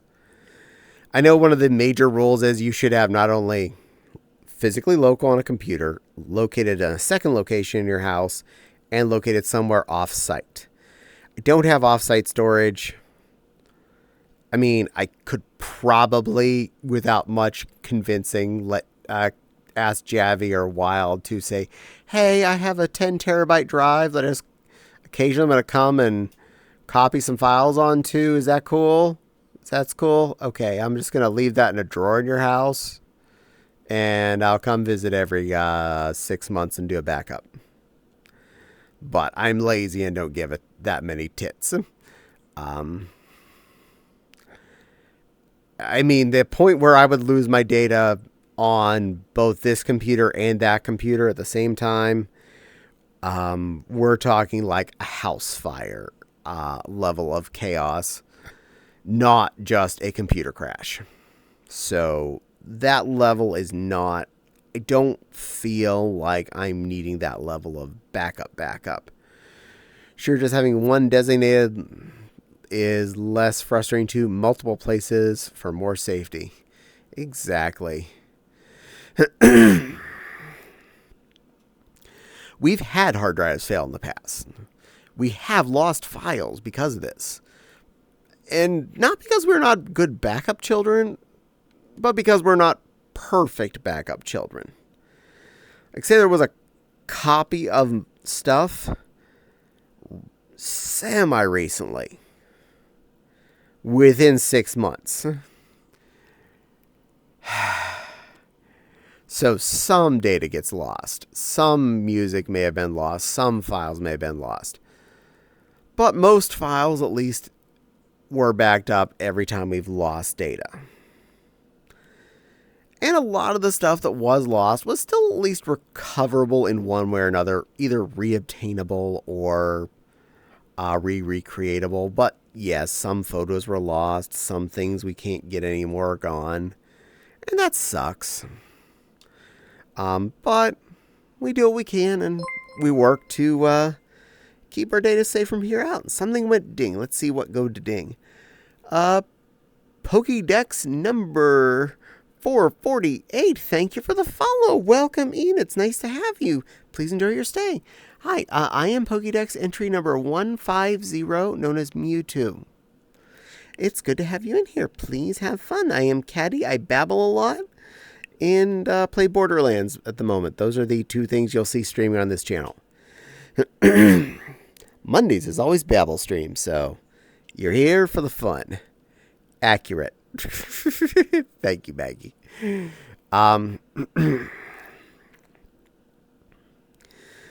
Now, another thing I would like to do this year or the next year.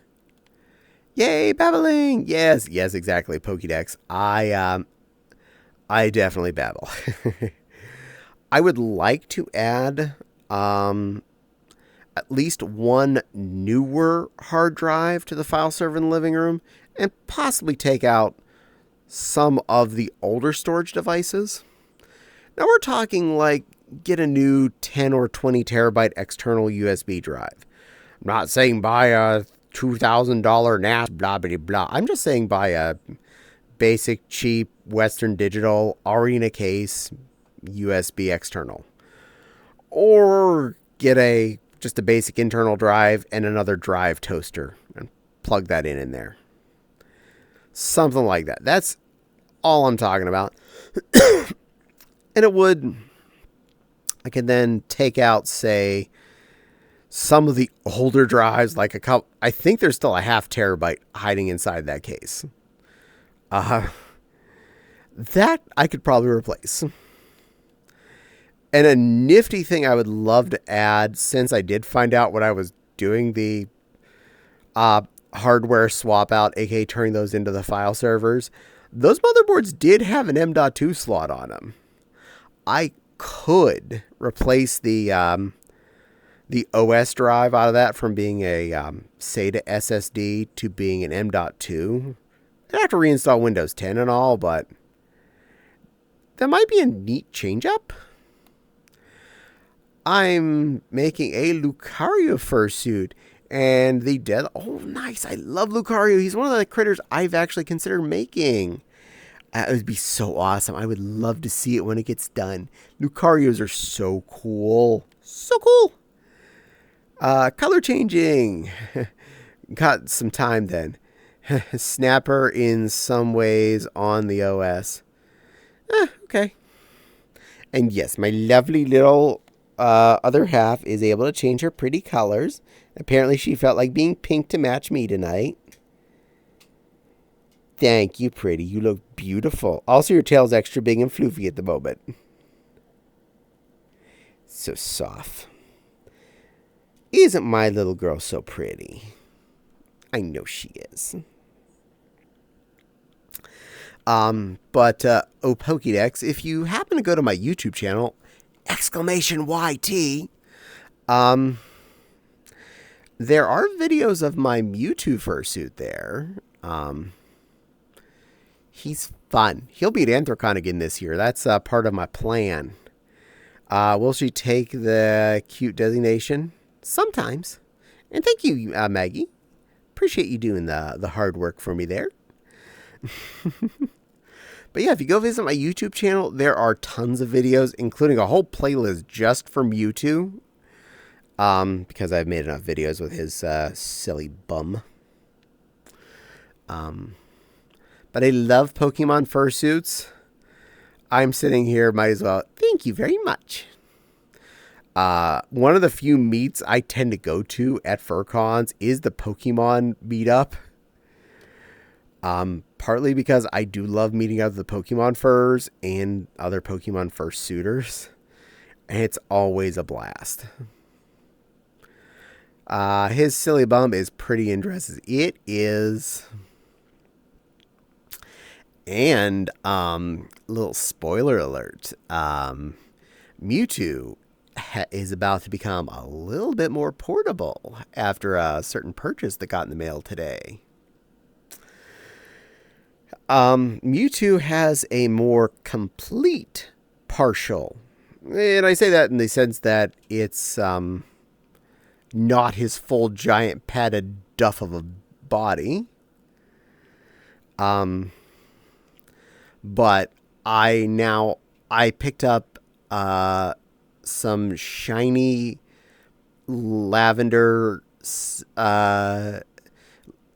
tights that are very opaque, that match his base color, and a matching long sleeve lavender leotard. I made him already a detached tail for normal partialing. So I just have to effectively ribbon bow that tail around my waist. And I can with a lot less effort, get into Mewtwo, especially at things like Anthrocon, where it's a bajillion degrees outside. And I made him a set of detached hands. His feet aren't attached anyway, so that's good. She's trying to catch her tail. That's so cute. I already made him a pair of non-attached to his body hands, so I did the tail, and I just have to basically put it on, and boom. He's already one of the coolest suits to wear because he is basically spandex with a little bit of padding most of the way around. But it's also heavy because of the hip padding and the tail of doom. So having an option of making him super lightweight and quick to get in and out of. Also, a pair of tights and a lycra and a leotard take up like negative space, where that body takes up so much space in the car because the hips and the tail they have to keep existing. They don't just stop existing once you take him off. And I already know that the leotard and the tights fit me because it's not my first ones from this maker. It's my second of that leotard, and now I own 7 copies of that pair of tights in 6 different colors. Michelle's tail is inflatable. Nice. Mewtwo's tail is a foam cornucopia, I think is the best description. And his hips and shins are polyfilled. So they exist. Probably.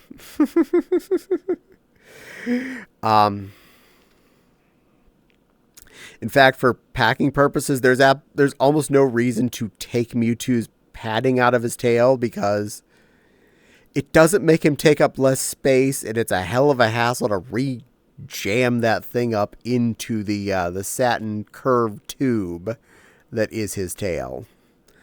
Sounds normal for fursuit making. Yeah. I mean, I love him. He's amazing the way he is. I enjoy putting him on and just being a Mewtwo. When I put him on and sit down and start recording a video, I almost don't want to stand up and do the rest of the video because I'm just stuck staring at myself in the 23-inch monitor going, "It's a Mewtwo. That's me. Look, when I talk and move my head, it moves his head. Yes, it's me. It's me on the screen. I'm Mewtwo. I'm Mewtwo. You know, you probably have to drag me away to go do the rest of the video. I still want to get an uptail for the skunk. Yes, mirror trap. It is so a mirror trap. It's a 23-inch mirror trap, and it doesn't want to let me go. And recently, I added some skill to myself. The first one was I managed to zip up Minnie Mouse's full body Zentai by myself. It's got a back zipper, and I am not necessarily the most flexible object in real life. But I've now managed to get that zipped up all by my lonesome. So I can get in and out of her without help now. I got better about those, but not always. The mirror traps. You don't improve on that. Just enjoy yourself. Good job. Thank you. And something after about 7 years of having Mewtwo in my possession, within the last month, I gained an extra skill of I can put him on by myself. Between flexibility and practice, it depends on what I'm wearing. If I want to wear Mewtwo 100% as intended, until recently, I needed someone to snap my neck down afterwards. I got a big mirror trap in my room. Was one of the first things I installed when I moved in. Smart. We have a whole wall of closet that is mirror, a whole wall closet of mirrors. I do not get my fursuit put on in the bedroom for that reason. Oh yeah, you had issues with the. The tube is fine. The tube actually magnets into place. That part's easy. It's the snappy panel that's the problem. Mine's on the back of my door. Nice. To get into Mewtwo, you have to get the head on before you put your hands in the arms, because you can't pull the zipper down on the back of the head when your hands are in the paws. So I have to put my head on before I have my hands on. And I can't then have the body zipped up all the way before I put my head on. Now, to have the chest plate part of him, it slips on over my neck and has 2 snaps on the front and 2 snaps on the back. To make that work, I had in the past just put it on kind of like as a flare, a flail, put the head on, put my arms on, zipped myself up and went, Fopsy, could you press my 4 snaps on for me? She went, I'm busy doing things. Fine, I'll do it. And then she snapped me in. I'm exaggerating. She usually never complained much. I love you, sweet pea. Wherever you are. There you are. I love you. That was completely for effect, just to make more fun.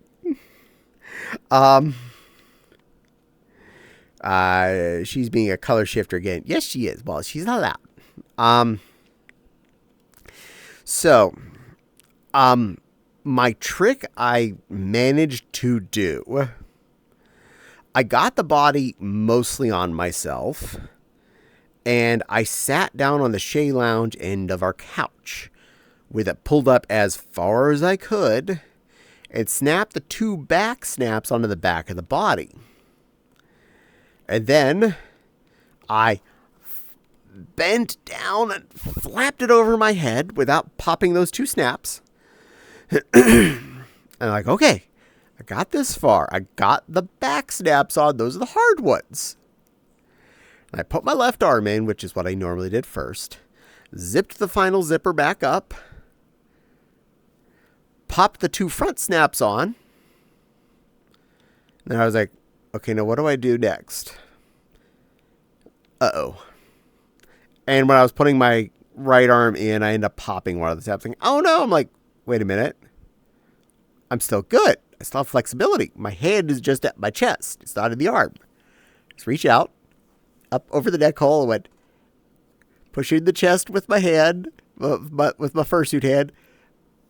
Push the snap in from the back with my human hand. I'm like, oh, okay. I got all 4 snaps on.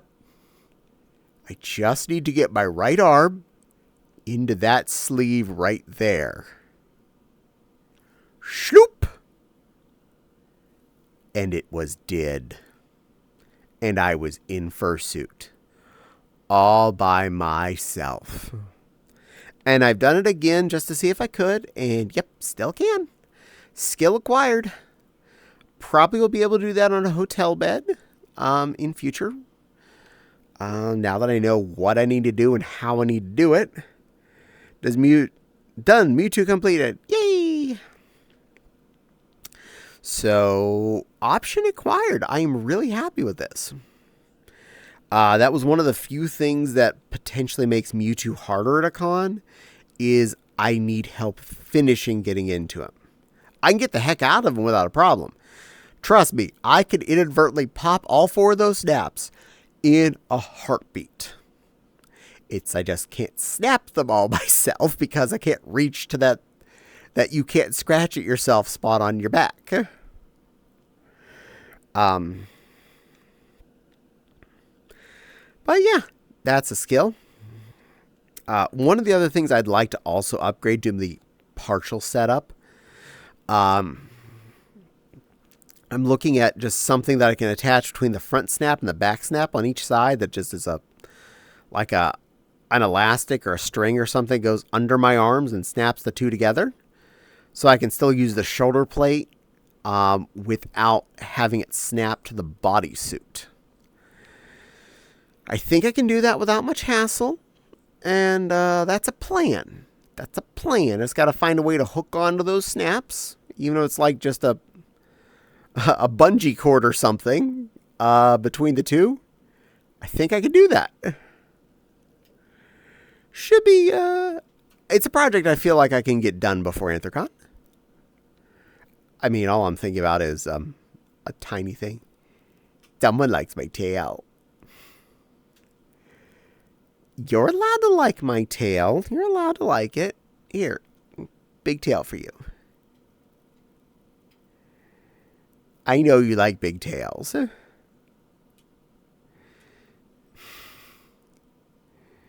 Who's a happy little Pomsky? Are you a happy little Pomsky? Yes, you are. Good girl. Good girl. Pretty little girl. I love my waifu. She's so nice. Appreciates. Cherish. All the cherishes.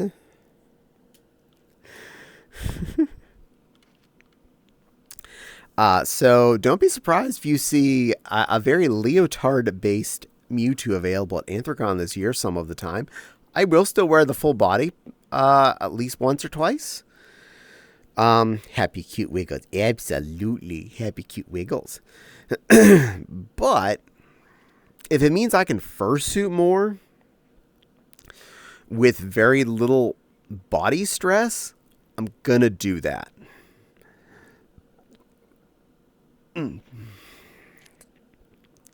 Now, I totally get like Fopsy's perspective on fursuiting. The idea of being as transformed as possible.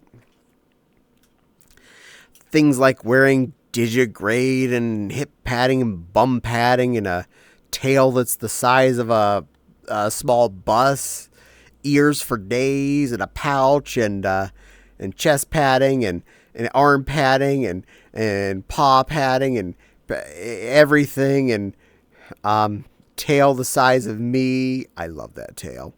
No AC for me. I'm sorry. Well, it'll probably be an MFF as well because I'm still probably planning to bring Mewtwo to MFF again this year as well. He missed a year. He's come back in. But yes, I understand the desire for a full transforming suit, and I love when I put on one of those. Mewtwo as is or Cherry Blossom as intended are really transformations to the body. They have padding. They shape you a lot. And they have very expressive faces. They are a complete change. Whereas I put on something like Caddie, and he has an extremely simple body in comparison. I still feel transformed. I still feel like I have changed into Caddie when I put him on. But there's not as extreme a body change when you put on I'll just call it a simple bodysuit, a simple planet grade bodysuit, because that's what it is. It's just me in fur. No padding, no extra shapes, nothing weird. There's a tail, a head, hands, and feet. And straight body. Different textures of fur, like a bit more for chest fluff, but that's about it. But the more you add in, the more padding, the more this, the more that, the more 50 pounds of princess dress you're wearing, the more effort it is to wear. When I put on that tutu with the extra petticoatery at Anthrocon last year, or year before last, oh my god, that was heavy.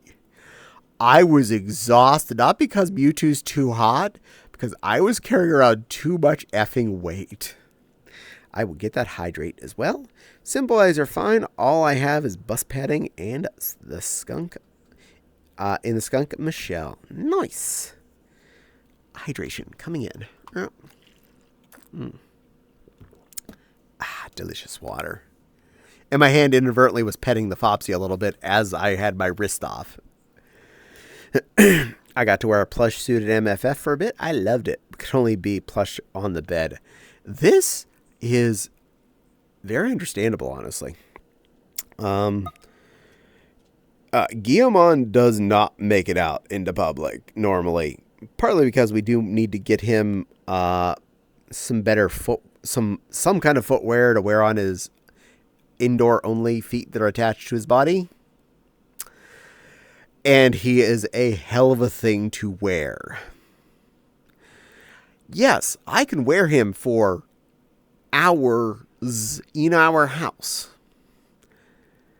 I can be locked into that thing for ages. Oh, who's that cutie pie? Yes, ma'am? Did you just want some attention? You need attention. You're a good little baby girl. Love my little pom-pom. Who's my little pomsky? Who's my little pomsky? You're a little pomsky right now. My sweet little girl.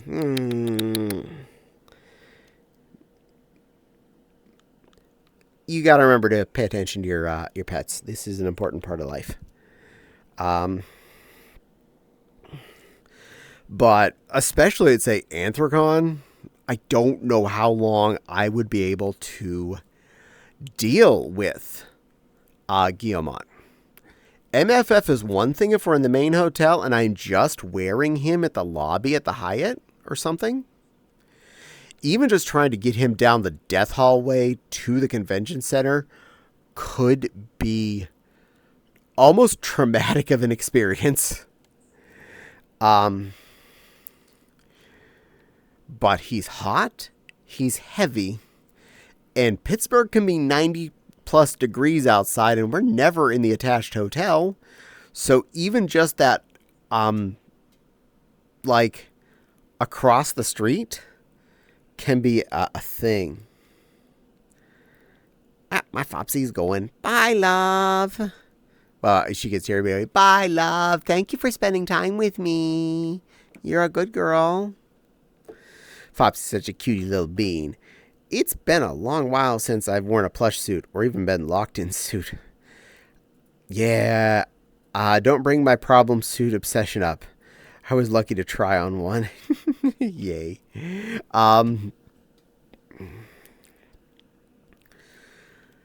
Now, even just wearing him in the hotel at MFF, we would definitely want to have some kind of sandal for, and I know how to build them, so it's not like it's a thing I don't know how to do.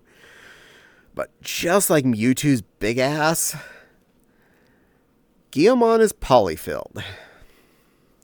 And even without my dumb butt or Fopsy stuffed inside of him, he takes up space.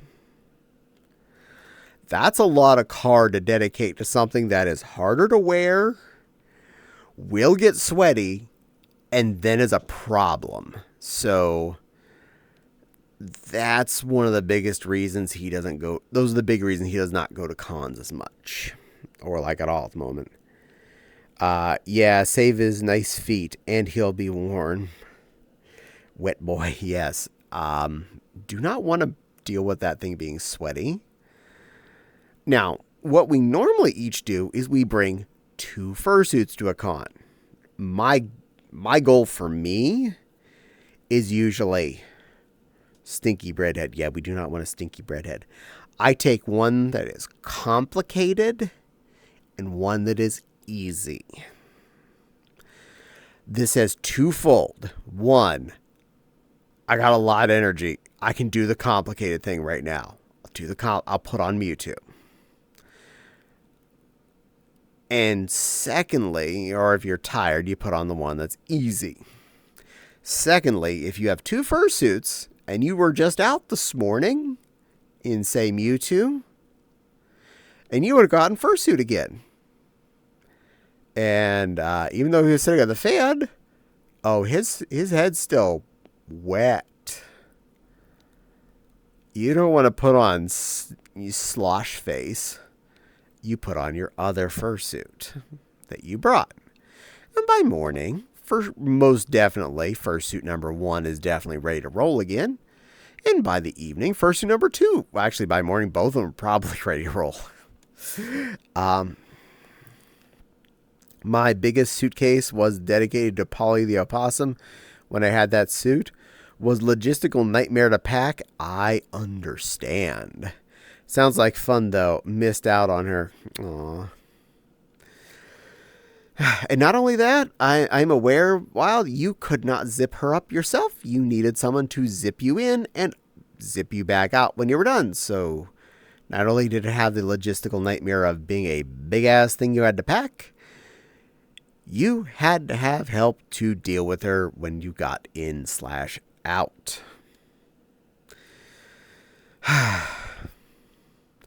The pain of being a plush suit. And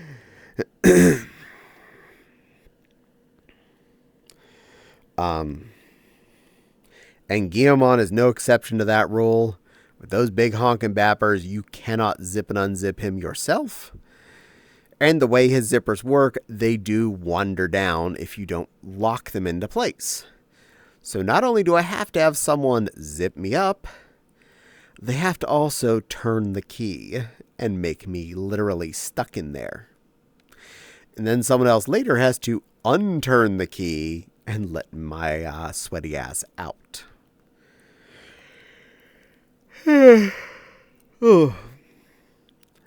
And though I will admit, going to the block party in Pittsburgh and Guillemon would probably be a hoot. After doing that in Frou Frou last year, I don't think I would survive it.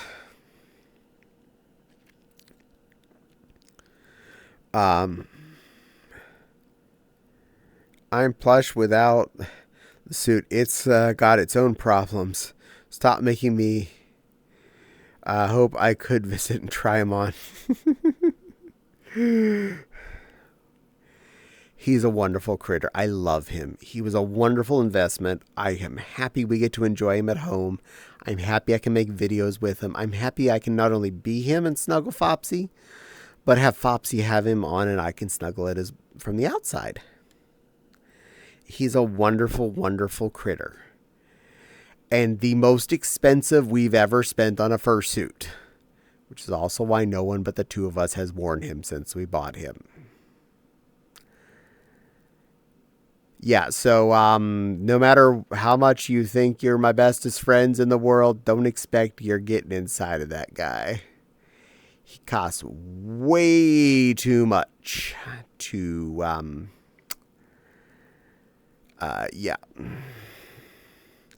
But worth it. Oh, he's worth owning. I am not complaining about that. I am not regretting that purchase for a second. I get LOL, it's okay. Appreciate. I get people all the time going, oh, are you willing to sell him? No. Why not? I love him. Even when he's empty, he's a beautiful decoration. He's a giant plushie. Out of all the suits I wear at cons, I think Mewtwo is the funnest of my suits. Yeah, people want me to sell him, and I say no.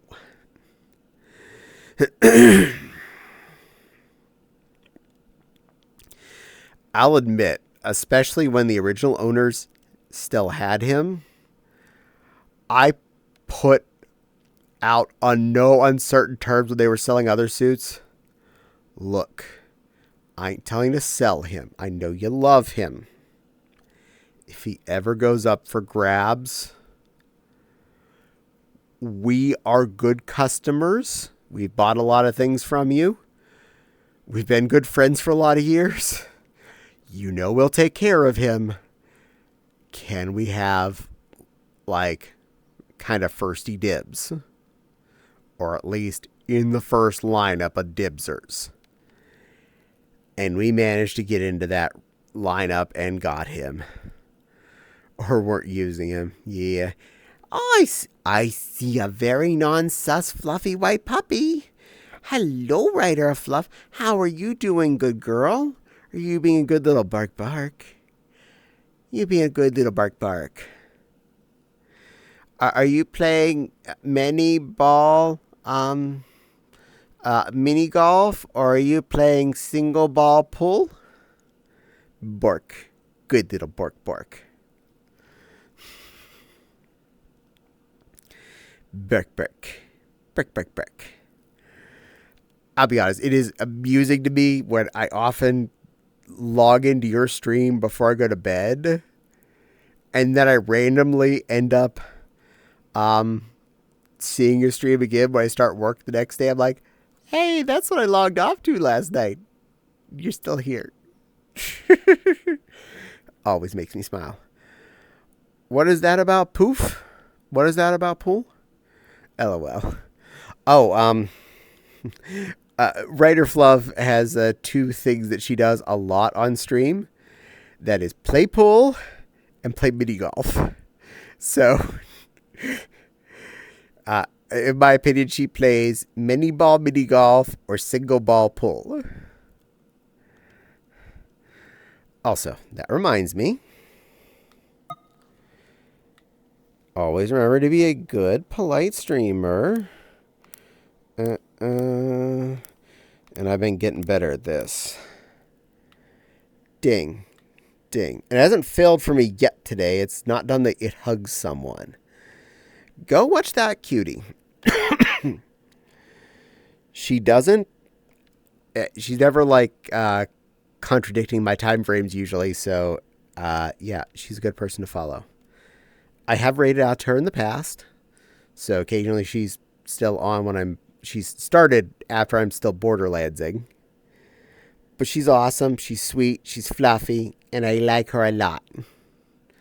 Also have met her in person a couple of times. And she is just as wonderful and sweet in person. Putting that right the heckers out there. She is just as beautiful and sweet and cuddly and awesome in real life. This is not me saying that just to say that. I am being serial. Hee hee, you're too sweet. Yeah, so are you. And you're a good girl. Occasionally. Occasionally. May I join the pretty fox? Yes, Silver, you may. Wow, you're too kind. No, I'm not. I'm a meanie McBeanie face. Oh, did you send a request already? If so, I missed it. And I don't see one at the moment.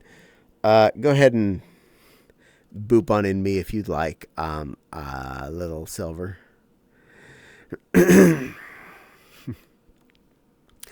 But I've met Ryder twice, not MFFs. And a few of our other mutual streamery type friends and or people that show up in people's streams a lot. It's fun to meet these people in real life. Gonna make a stop to another instance before I join? That is perfectly fine. If I don't see your boop when you try and boop in, just yell at me in chat. We are behind the house. If you go out behind the house and go straight back, that's where I am. Never mind, the instance was closed. Oh, I'm sorry. Yeah.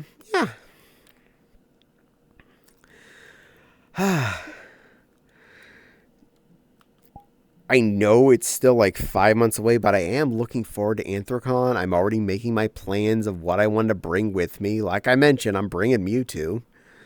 And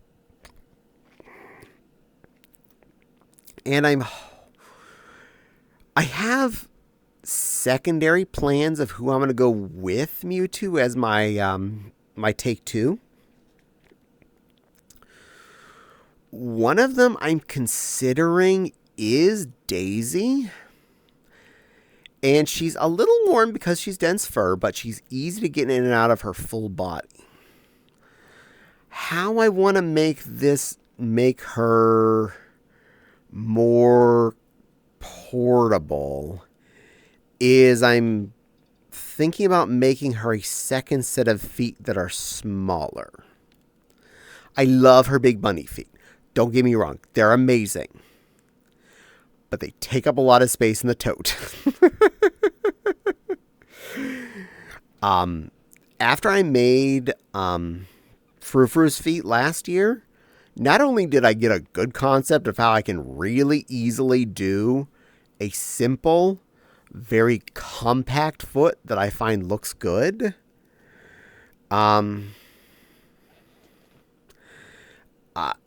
it also takes up a hell of a lot less room and is really easy to wear.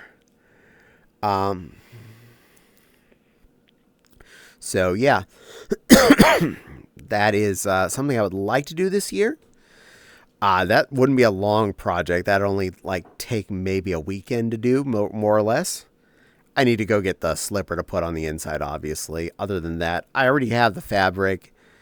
The rest is polyfill and hot glue. Ta-da. And that is another part of the bonus of those type of feet. Their shape is not based around a form of foam. Their shape is based around the cut of the fabric, followed by filled out with polyfill to make them do the thing. And hello, little girl, come here. Come here, little puppy. That's a good girl.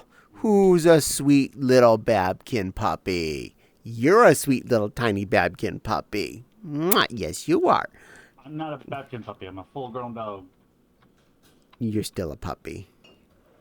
You don't become grown up yet. Puppy. Now I'm a puppy. Now you're even more puppyish. You're extra puppied. You're so puppy you don't even show up on screen. There you are. Extra puppy. Always puppy.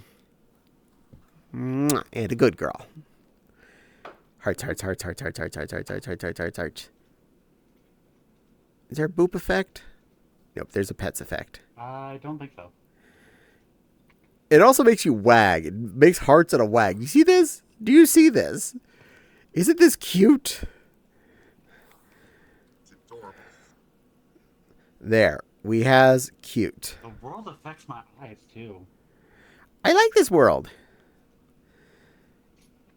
Isn't it pretty? It goes on for nigh on a forever. I haven't gone to the end of it. Every time I've gone out, it just seems to keep going.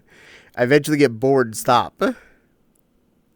It's so realistic. It's like cartoons in the real world level kind of stuff. And I love the house. It think- really reminds me of houses from where I grew up. I think Hart visited a world like this as well. I wonder where she was. Not sure. But I've saved this one. I've streamed from here 3 or 4 It was more of a times. city, not a forest. But it was just, why I say like this, I mean how realistic it looks. Fair. Beep. Good Now I girl. will mute myself because I have a game going. I'm sitting here eating pizza. Enjoy your pizza and your gum gum. Mwah. Good girl. I'm ready to be like, mood. I feel this mood. I love going to conventions and getting to be critters in person and letting people besides me get to see something like Mewtwo or Daisy in person and get to hug a life-size Pokemon. There is a special little joy of getting to see someone else so excited because you're their favorite since they were a little kid, and you're in real life. And not only are you willing to give them I'm willing to give you you may have a hug, one hug, and that is it. Maybe 2 photos. Past that, nothing. No, I'm happy not only give that one hug, I will give a big hug. I will give snuggles and give fake kisses and let you take a dozen photos and sit there and let you babble at me like I'm actually Mewtwo for, 20 minutes. I say this because these things have happened more than a few times in different suits. And I am all for it because I know that no matter what, I made someone's like decade by going to that con and being in that fursuit. I made someone's epic existence for letting them meet that critter, for letting them hug whatever I was, for letting them talk to me like I was that character for them for that moment.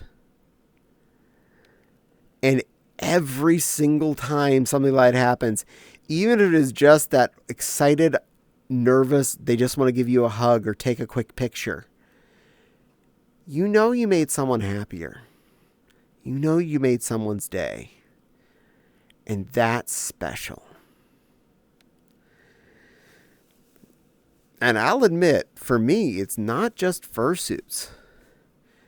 Honestly, for me, meeting a lot of these people who I only ever would have seen on maybe in VR here or on their Twitch stream, and I never even get to see them in VR.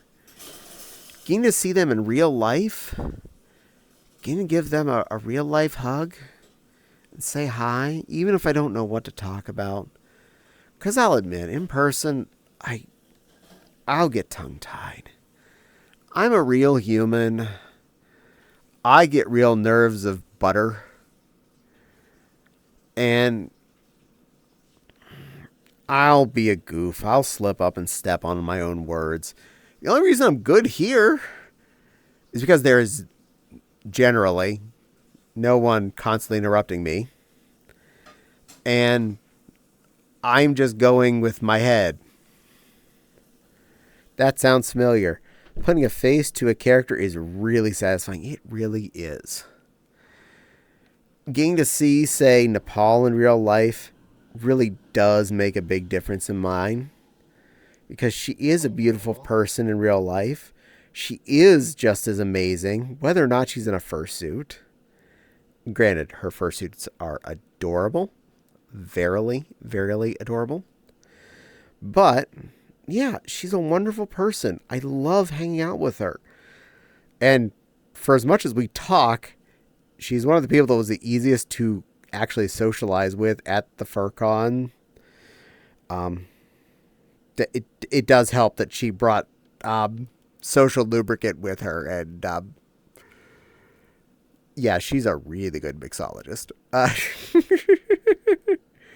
That blue. You made blue. It's delicious blue. I thought you did fine when you were at the film fursuit. Oh yeah, and I was doing pretty good, but I was pretty nervous. Yeah, I'm still annoyed I missed that this year. You'll get it next year, and I'll be in a dress again, so you'll see me there. You know, I think I'll bring Mewtwo. I'll put Mewtwo to dress and bring him as my fem item this next time. Yes. Want to talk with me? Oh, I was still yeah, I don't know what to talk about in person. I never do. You know, with this, a lot of it is off the cuff. A lot of it is just rolling with something I started talking about or something someone brings up. But I'm not going to lie. From around 11:30 p.m. tonight till about 7 p.m. next Monday, part of my head is constantly running through, what's another thing I can add in to talk about next week? What's something that'll be a fun conversation item? And then I just try and bookmark that in my head and hope I remember if I have a spare moment. Was Nepal there at MFF? Yeah. Well, she wasn't at the Femme Fursuit this last year, but she was at MFF. She's on staff there in the AVs and stuff. Mm-hmm. I was at the Femme Photo Shoot in 2023. Yes. You were a deer then. That was when it was still in the tiny room on, like, the second floor of the hotel. God damn, that was a crowded little room. It was cozy. Cozy, that's an extreme word for that. Yes, it was a pain in the butt to make us walk all the way over to the convention center, but you know what? That room was so much easier to deal with. Yes, I was. Oh, you were the deer with Caddie. I was one of them. Yes. I had a herd There of were deer with 3 of us me. deer, I believe. Mm-hmm, you did. Fopsy was a deer. Nepal was a deer. And Wild was a deer. And they all love being deer. I think Fopsy has brought Sakura to every con she's gone to since she's had Sakura. She loves wearing that critter. It's an adorable suit. Uh-huh. I think you've brought your deer to every con since you've got her. And No, I did not take her to AC last year. oh, really? Did you bring any suits with you at AC? I brought my plush suit. Oh, wow. Wow. You brought the tank with you. Mm-hmm. You're good crazy. I love you. Yeah, I know. It's crazy, but it's fun to be the plush. But I'm actually planning on bringing the deer this year to AC as well as the plush. Cool beans. Awesome. Oh, you were the deer with cat. Yee. Panel directors thought we were lewd and not big. Oh my god, yes. Femmes are a big quantity, especially M2F's femmes. We are very, very prominent about our desire to have the prettiest girl costumes we can. And I don't just mean ones who claim male as their gender. I mean, just people who may have started life as boy mode and are now girl mode to any directive degree that they have managed in their life that makes them happy. No judgment on anyone, just putting that out there as those are the people that are most dedicated looking girl. Most girl furries I know are the ones who started as girl, are the ones who want to be least girly. Just, again, not everyone. I'm putting that out as the majority that I know of both directions. Girls want to be boyish and boys want to be girl. It's transformative. You're being something you're not when you're in a fursuit. Haha. Bleat, says Wild. Yes, bleat. Just the one here at the moment. I'm friends with the event runners of the shoot, so yay! And Ryder goes, oh, whoa, pretty Ryder Fluff, oh, whoa. Hello, big muscle dudes, tiny girl inside. You know, since high school, I honestly kind of looked like a linebacker. I was built like a brick shithouse, and then I became a chubby brick shithouse. I have lost a lot of weight, and I've actually formed up pretty well, if you ask me. I was taken aback the first times I was posting video and photos of me and Minnie, and people were honestly complimenting my body. I was like, no, you're kidding, right? They can't be. And they were like, earnestly, oh my god, your legs are effing hot. Can you do more video with your legs? Can you like focus on those? Maybe do something without the bloomers. I really love your legs. Your legs are sexy. I'm like, wait, seriously? My chubby bum bottoms? And I looked at the photos and I was like, holy shit, when did I get hot legs? And they've only gotten better. And to further promote body positivity, if you happen to be on there's another site that is not this one.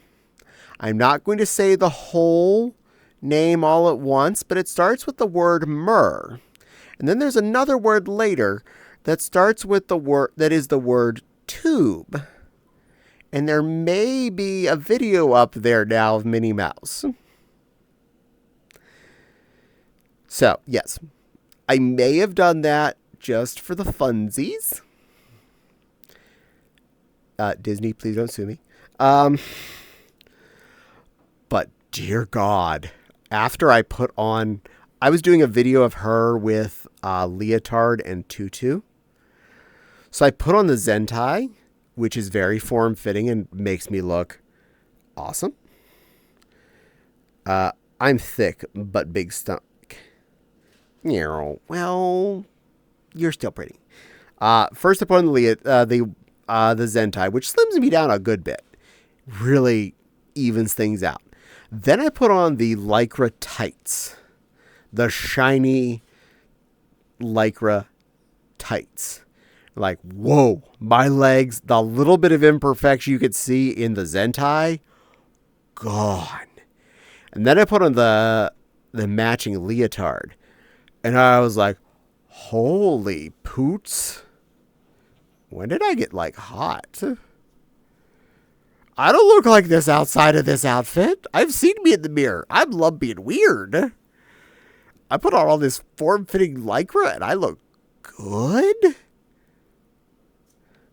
Well, shoot. I know I'm pretty. Yes, you are. All y'all are pretty. And so I know I'd been getting begged for at least cheesecake level content from a certain chat group on Telegram for a few years now. So I provided a little bit of cheesecake.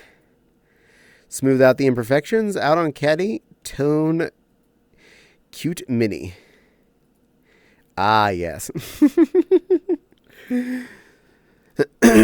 And since I got the good mini head finally came in the mail late last year, and now I had that leotard and stuff on, I was just like, F it. I got this all on. I am taking 5 minutes outside of the tutu to fulfill a lot of people's fantasies. Yes, that is the video you're thinking about. Yes, I posted that finally somewhere. I found somewhere it could go.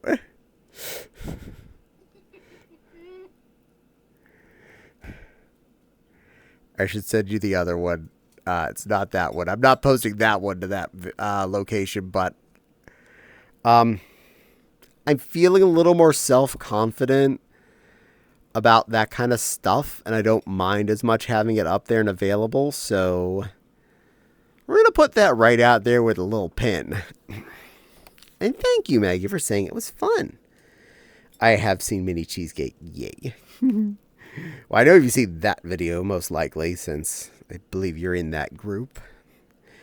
If you want to know, you know where I am on Telegram.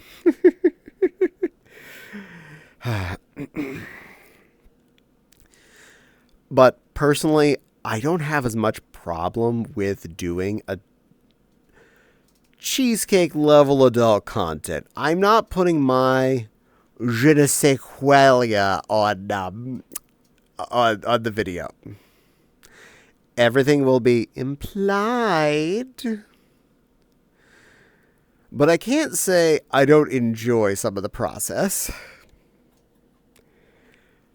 You can't see how much I'm blushing in real life right now. I only intended to look like I was having a lot of implied his lawnmower, but it does. I only intended to look like I was having a good time during that video in 4 minutes.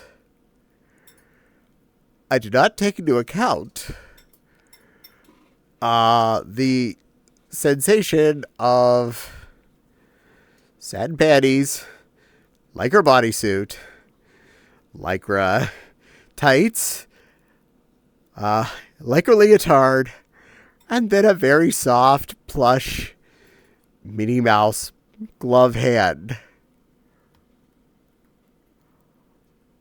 there's a reason why I didn't continue on making the video that much longer. I was worried I was going to have too much of a good time.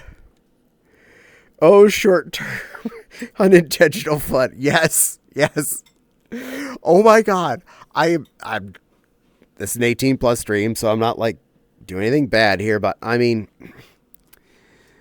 and I'm not showing you any of that, but seriously, accidentally having fun was amusing. And not bad necessarily. I mean, it didn't hurt anything. I still felt like the video turned out well. I got a lot of good reaction from the locations I specifically made it for. And I did upload it to that one website that starts with a word myrrh. And I've gotten quite a few likes and a lot of views, so I did something right. Something for after the camera's on. I plead the fifth. I plead the fifth. I know I don't make anything for making those kinds of videos, but I'm really considering doing a couple more of that kind of thing on that website just because the same reason I do the YouTube videos. I have fun doing them. I'm enjoying myself. And I know other people are going to enjoy watching them. I'm okay. Trust me, I put myself up on camera in a fursuit. I kind of expected by the first couple of months somebody's fapped to my content. Please, dear God, do not message me to tell me everything you're fapping to. Don't need to know that. And I definitely don't need details. If you make a comment on the video saying, oh my God, thank you, especially a G-rated video, like I really love this, that's appreciated. You don't have to tell me you pleasured yourself to my video. I'm okay with it though. Please, by all means, go to town. It's there. There are 1,200 some videos there. Enjoy. All stands to be exploding. That's a personal enjoyment type of video, if you know what I mean. Not it. I'm usually after art and things where I can put myself in. I can understand that. Trust me. I know some people get certain things work for some people, certain things work for other people. I'm good in all cases. But in the very least, if what I'm doing helps somebody, hey, call it a win-win for everyone. Bring that back up. My screen's not frozen. That's better.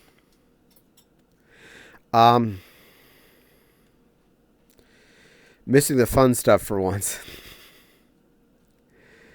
Don't worry, you're not missing anything too fun there, Maggie. But yes, I do intend to make some more content. Everybody has their interests. Even me. This is correct. I have a lot of stuff I enjoy on the internet. And I'm not going to get every detail, but a lot of the stuff that's been entertaining lately are images I create using Bing's AI image generator. Stuff that I won't be able to get an artist to create in physical fursuit form, I have created in artificial fursuit form so I can enjoy pictures thereof. I'm not hurting anyone. And though I don't mind the fact that people enjoy videos of me for that kind of thing, the concept of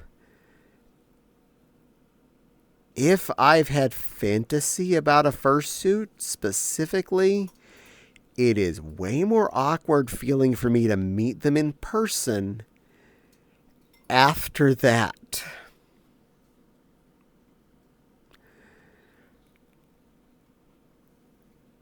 It's just they don't know how much fun I had on my own, but I do. And now this fursuit in my head is in life prawn, and now I'm trying to awkwardly talk to it. That makes it harder. I try not to enjoy friends' suits the same way. It feels weird since I'm not in that kind of... Exactly. LOL, I hope I've been that for you by accident. Honestly, again, you're welcome to enjoy it. I put it out there.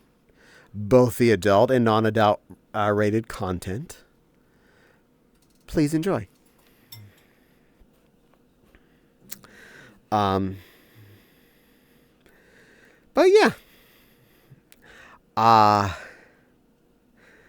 don't think I could help myself the same way I can't help myself with VR heavies. Well, all stance, I know it's not a VR Avi, but project this week that I was hoping to work on involves my pink bunny Daisy. So, yeah. I can send you a link once it's uploaded.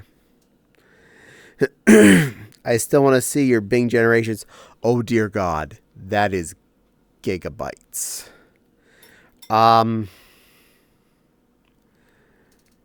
When we talk about my folders per critter type or whatnot, I cap them at about 10,000 images per folder.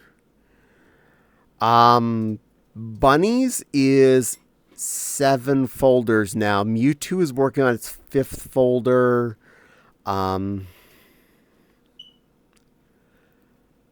one of the smoke detectors in this house just peeped. I'm going to Sam's Club this weekend and buying a bunch of 9-volt batteries.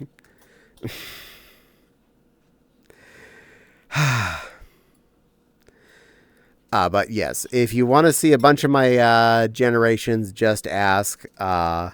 Send me a message either in like Discord or on Telegram, and I will just copy paste you a handful out of one of my folders. Oh my, says Allstance. Paul says, and also, it's not like you can realistically control how people view what we all post, for better or for worse. This is true. Zigzag as a character was an inspiration for Michelle somewhat, but Samantha Kemple was the first one. And Maggie says true. Peeping not in the way you want. Yes, it is going pip. Right. Yep, there it goes again. It sounded like it was the kitchen one. I have one spare 9-volt left that I can change out temporarily till I get to the Sam's Club on Saturday. I was already going to Sam's Club this Saturday. I will buy a brick of 9s then.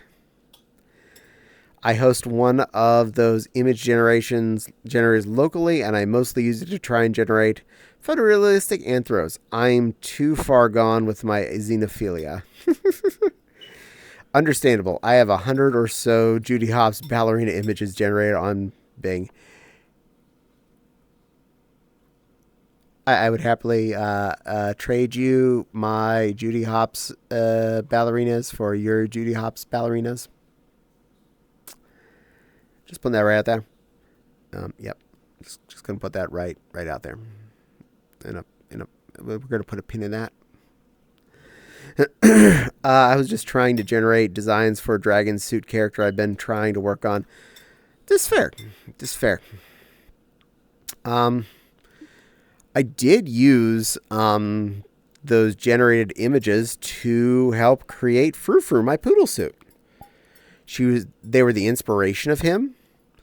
And I used different aspects I got from different generated images of, like, how do I like the ears? How do I like the body, the puff parts? Where do I want to have the short pile, the long pile? Hello, Acilio 2010. Thank you for the follow. Please enjoy your stay. Hola. Hello, friend. I understand that word particularly, but by all means, please be in English for the most part. Anything you could have got off of Dora the Explorer or Sesame Street is cool for other languages. Beyond that, obviously English. Because I speak English, bad English, and sign language. And typing is like sign language with keyboards. Oh? The sign language one? Yeah, I always go back to the Fifth Element reference. I speak two languages, English and bad English. Exactly. I had 3 years of sign language in high school, plus several years of being forced to translate church services for the one deaf person.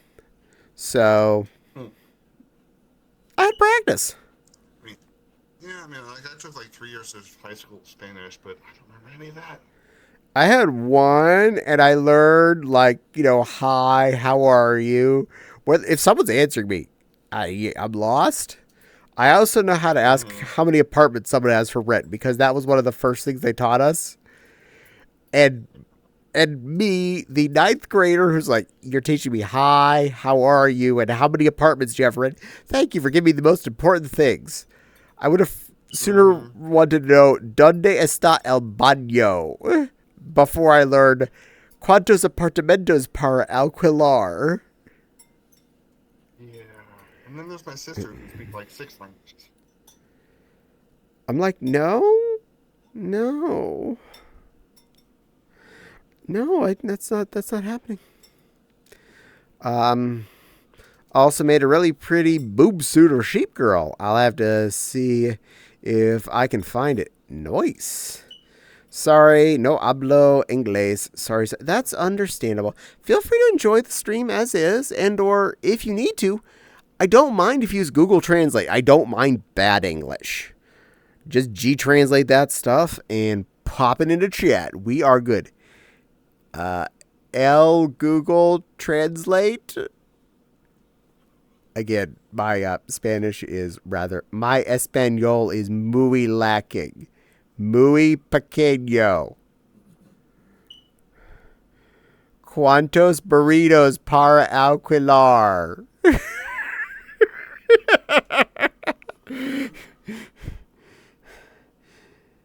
And hello, kitten. Welcome in. Hello. You being a good boy? Yeah. Good boy.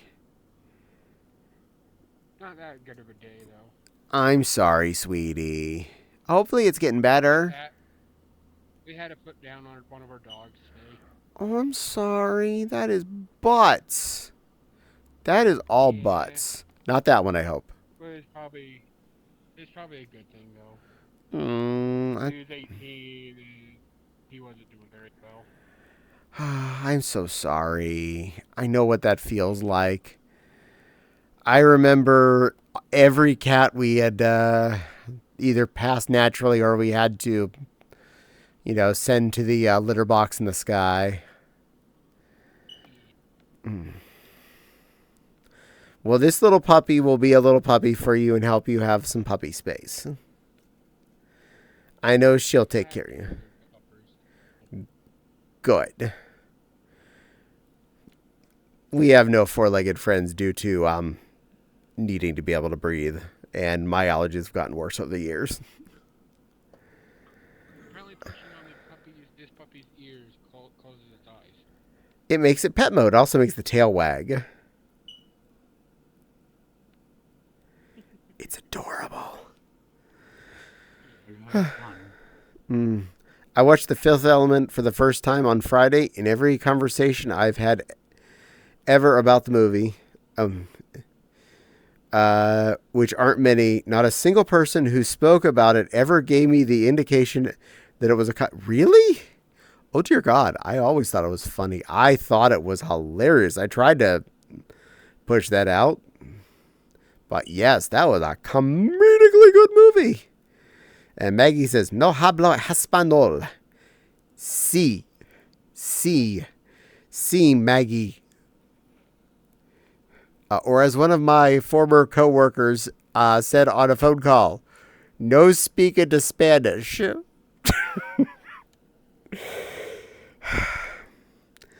My condolences to your dog. Aw, Jack says their condolences to you. Thank you. Cute stuff is cute. It's like a sci-fi comedy all stands. Exactly. And a really good one, too. I could watch that one over and over. If that's ever on TV when I'm going somewhere, somebody pops that up on their cable, I hit that shit. That's, we're scroll stops there. We watch. It's a cult for a reason. It really is. It's got... Could they make like 5 more movies in that universe? Of course they could. Would it ruin the magic? Yes.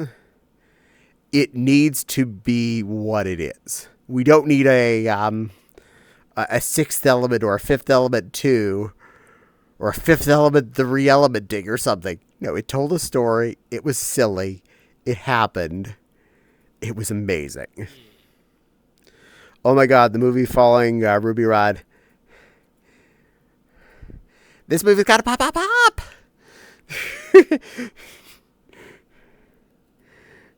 Welcome to Cuava Laguna. Well, I cannot do him. I cannot remember his lines to say them as fast or as funny as he does. He is just amazing. Also, that wardrobe that was originally made for Prince, but that he wore, is beautiful. He is one of the things from that movie that feels like it is the true progression over time of what a radio personality / TV personality became. Because you start off with basic people, and then they turn into like Wolfman Jack and whatnot, and Howard Stern, and all these other personality sets. Heck, even the fake one from Family Guy, Dingo and the Baby, which was Stewie and whatever the dog's name was. Because I haven't watched Family Guy in ages. Fashion! Heck yeah. Brian? Thank you. 10th Element. No! That fucker's weird bee language. Bzz, bzz, bzz, bzz, bzz, bzz, bzz. Wish Dream says, hi, hello. That leopard velvet print. Oh my god, yes. Fashion! And hello again. How you doing?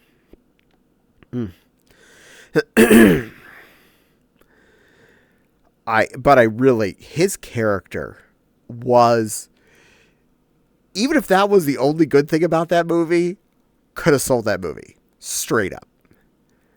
But it was everything else that was there too, that every character that played it straight, every character that played it fun, every character that was just looked like they were in it for the paycheck, still played their parts and made it work.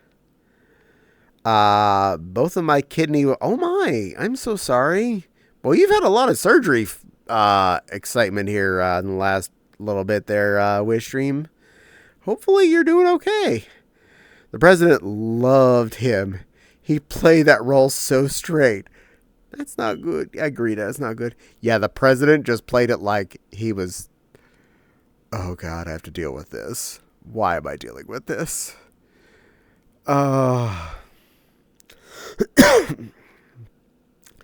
Heck, even the Chinese food salesman that had the little flying delivery service cart that came up to the window, I loved him. He just... That was, I think, James Hong or somebody. Nice. He's famous. And he did that for like a short little bit. That just blows my mind. We had great actors coming in just for these little tiny things, like being the Chinese cook on a little floating barge. Everything was just right up to Hussey's Light. Yep. Take a little tick mark. Hussey's Light. One more. Cecil Baldwin's radio station is really weird. In I need new kidneys sooner. I'm so sorry, dear. Hopefully you get that straightened out. I do know quite a few people that do live well on dialysis. Hopefully you'll be able to keep experiencing for now. James Hong is legendary. Okay. That's confirmation. Yay. Oh, yeah. I just had another treatment. I had another pint of blood taken today. And God, I'm so tired of this constant back and I am so sorry, Allstance. Hopefully your magnetic issue is sorted. And we can get you on a more balanced, happy situation. That kind of thing is what makes the Muppet movies and Airplanes so good. It's almost good. I'm glad yours is almost sorted. I watched somebody do a thing about the Muppets not too long ago. And my ferritins within safe level. Excellent. I am so glad. And Boop the Renamon. You can get that for free. Boop. About the two most recent Muppet movies. First, there was The Muppet Movie that they were using to reintroduce the Muppets, followed by the second one that involved them going to jail, Kermit going to jail and whatnot. I didn't realize the stuff that, like, I didn't hate the second movie, but I felt like it was not all there. And one of the couple of things that were pointed out,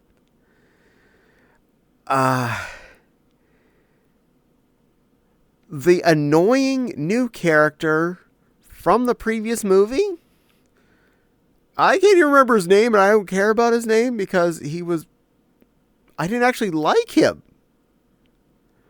The one who the whole movie was all about, I actually hated him. But I liked the movie. What? Huh? What's wrong with Elmo? Everybody don't like Elmo, apparently. Not Elmo, but I hate Elmo. Elmo is evil. But he was meant to be a character we connected with and saw ourselves wishing we were finding our life as a Muppet, blah, blah, blah story. This is fine. It actually made for a good story. I hated that character. I loved everything else about that movie.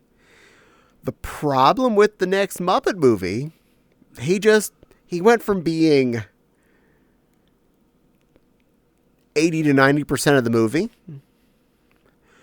to he was practically a background character in less than 10% of it. I don't just mean he was 10% of the movie. I mean he was only a background character in less than 10% of screen. He was rarely seen. I think he had like 3 lines in the whole movie, and none of them were in any way important. He was basically written in and written away, and no one cared about him. Muppets World Tour, I felt the same way. I'm going to head and go check on Fox Empire instance. If it's all good, I'm going to go watch a movie. Okay, well, you have fun, little girl. Love you. You be a good little puppy, okay? Promise? Debatable on how much trouble's happening in the Fox Empire instance. Be a good girl. Be a good girl. I'm going to have you tell me if you're not. No, I'm going to go. And if you're a bad girl, we're gonna lock you in the high chair the rest of the night. But I'm an admin. I gotta go be a bad girl. Nope. Be a good girl. Good bat. I gotta go be a good bat girl. Close enough. And you behave. And sorry, the guy who played the Chinese vendor was Kim Chan. Ah, okay. The movie was. I didn't know. I'm not insulted. The movie was backdoor audition for the new Kermit. Oh. Honestly, there were a lot of good things about that movie, and I'm gonna say some of the best stuff about that Muppet movie were a lot of the not Muppet stuff. Just like the Muppet Show back from the 70s, one of the things that made the Muppets was humans treating them like their normal existence. Not treating them like they're a puppet. I gotta say, one of my absolute favorite parts about that Muppet movie was Danny Trejo practically just playing Machete in the jail. He was in character 100% around the Muppets. And if I remember right, finding out later, he actually is a big Muppets fan too. So for a lot of people, getting to spend time with the Muppets on camera, even these big actors, you're like, oh man, they're like million bajillionaires. They could get all the parts they want. They're like, oh dear God, please, can I be in the Muppet movie? Can I'll take a small part, a little bitty part where I get to be. I just want to see Kermit I want to be on screen with Kirby just for a minute. It's amazing how many people are that way. It's like, oh my God. Oh, we're all 5-year-olds in real life. Permanently. And yes, I need to hydrate. Thank you. Oh, you mean the... Yes, you do. The Treasure Island and Christmas Carol effect? Hell yeah. Hydrating.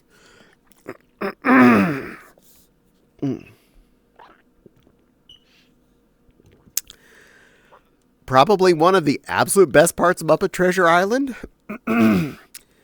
Tim Curry. Again, he played not as a guy in a room with a room full of puppets. He played a comedic, fun, scary, exciting pirate in a room full of other characters. One of the best songs ever. Absolutely. I never felt either him or Danny Trejo for a second acting like he was talking to a piece of felt with a hand up its ass. Every moment of them on screen, they were talking to Kermit or Miss Piggy or whoever. And it was just right. We need a new Muppet variety show. Yeah, it's never going to happen, unfortunately. Current CEO of Disney hates the Muppets. Sorry. We're never getting anything good Muppet again. Till he's out. When you're a professional pirate.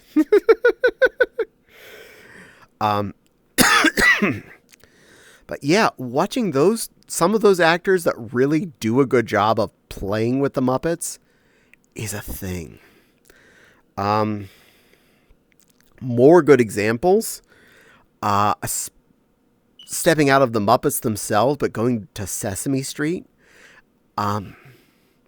One important thing you see on Sesame Street, even when it's children on screen, on Sesame Street, you never see the children or the adults acting like the Sesame Streetoids are a puppet. They're a person to them. When they're talking to even, God help me, I hate Elmo. They talk to Elmo like they're talking to Elmo. They talk to Bert and Ernie like they're Bert and Ernie. I think it was this last year, one episode of Good Mythical Morning on YouTube. If you don't watch it, good show. Really fun. I watch it pretty much every day before work. Cookie Monster was on. Cookie Monster was on, and Rhett and Link never once acted like he was a puppet. And I'm proud of them for that. They did a really good job of playing with Cookie Monster on screen. If anything, Cookie Monster had more, fourth wall kind of jokes than they had for his existence, which is something a lot of the times either the Muppets or the Sesame Street characters do when they're on, say, a talk show. They'll occasionally have like a comment that's not about them as much as it is about the person who's got a sweaty left hand right now.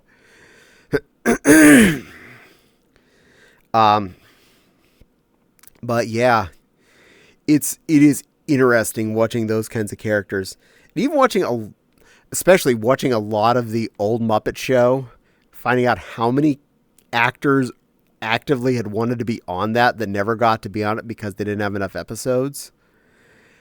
And again, any episode I've seen of that, all of the humans were good and acted like they were talking to actors, not puppets.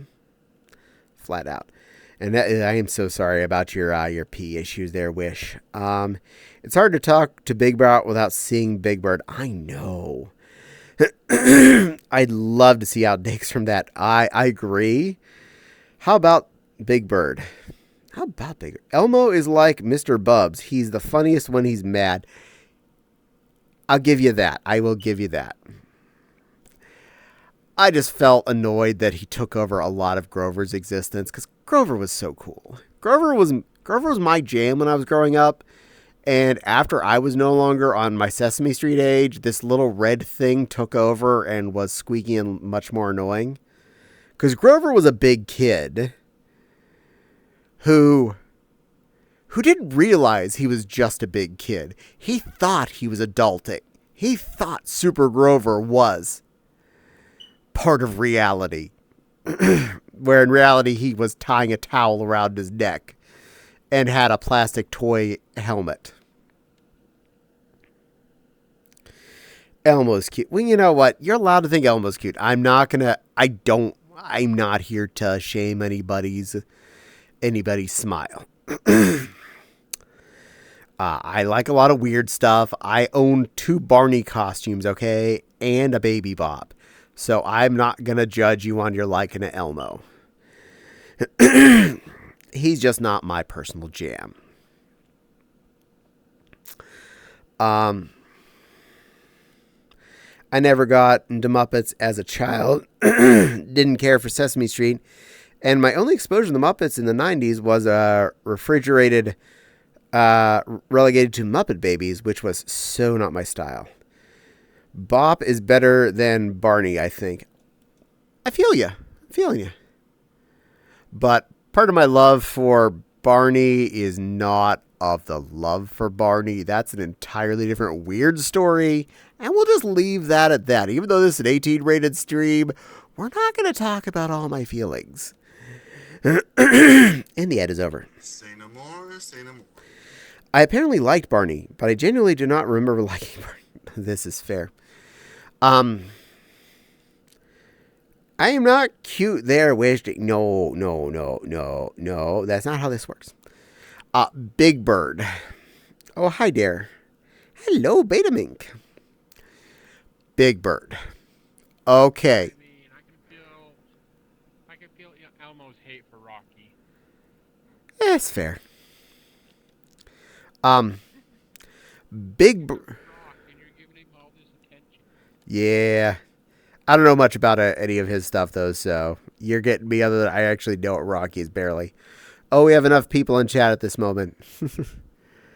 Maggie says, I saw a clip of Elmo rightfully getting mad about his missing his turn on the swing for Rock is treated as a imaginary friend. Oh, Austin, I'm a good girl. I'm a good girl, Austin. I'm a very good girl. I'm a very good girl. I'm a good girl. I'm a good girl. I'm a good girl. In all stance, you're a very good boy. You're a good bunny boy. You're a good boy, all stance. And there's some ZZs there from Wishdream. Aww. Now to Big Bird. That's a character. That's a character that is actually capable of being a walk-around character in person without visible strings. And can be. Whistles innocently. Why are you whistling innocently? No reason. I'm concerned. Big Bird always hits right. And has since I was a little kid. Still will. What's the Paul planning? Don't know. And I think some of the first things you can think of are things like the movie Follow That Bird. And just experiencing the emotion of Big Bird being forced to leave his home to go live with his real family, and how depressed they made how sad they made Big Bird, and how much emotion everyone had to getting their friend, their best friend, back to their home on Sesame Street. I know I am way adult. I would probably still cry at parts watching that movie. Checking the pinned thing. Oh, no, you put a poll up. No, there's not. No, I'm not voting on that because there's not even kind of maybe.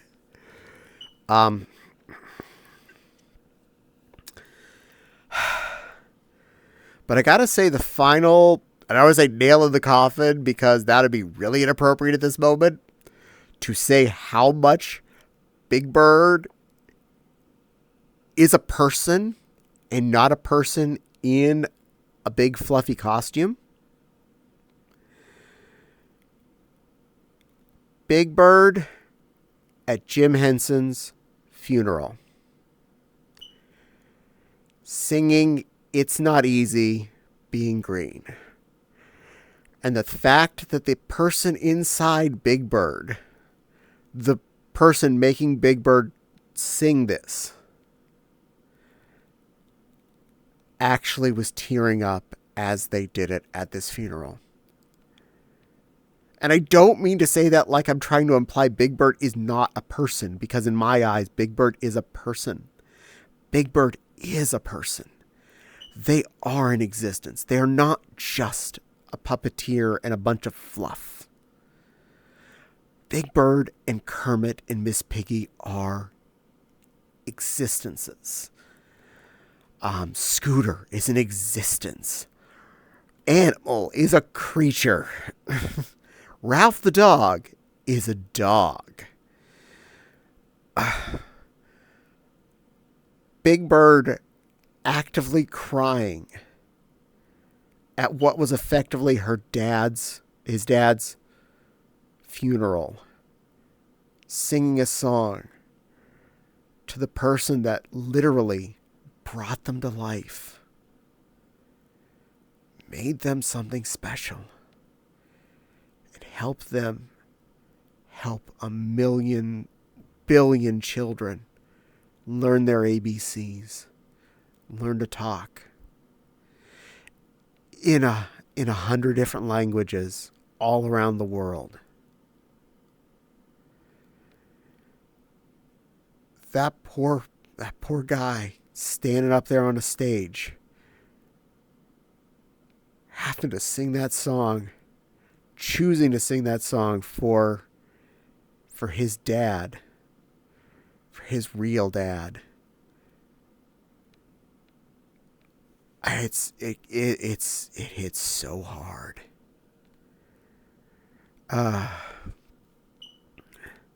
To become my girl, life is in the line. Boop the Hopkin, I will do so. Not just learn the ABCs, but also teach children how to deal with things. Absolutely. All right, I will give you a boop real quick. Boop. Good boy. Yeah, I know I saw this episode. It had to have been on reruns at some point, but apparently it came out right around when I was born. Yeah, that one, Nepal. That one. That episode. When Mr. Hooper died. He died before we were born, I believe. So, yeah, just put that right out there. We cried to a rerun. We cried to a rerun.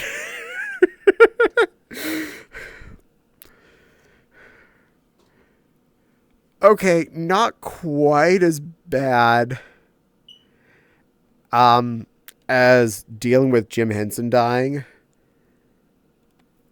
Sesame Street actually dealt with one of their on-screen humans who died in real life. Mr. Hooper.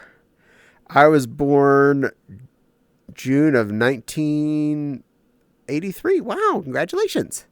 When Mr. Hooper, the actor, actually died, they made an episode right away dealing with mortality on Sesame Street. They taught, back in the late 70s, early 80s, to children how to deal with loss. You ain't going to see the Teletubbies teach you that garbage. Nah, they're just going to teach you how to be happy about getting tubby toast or some inane garbage.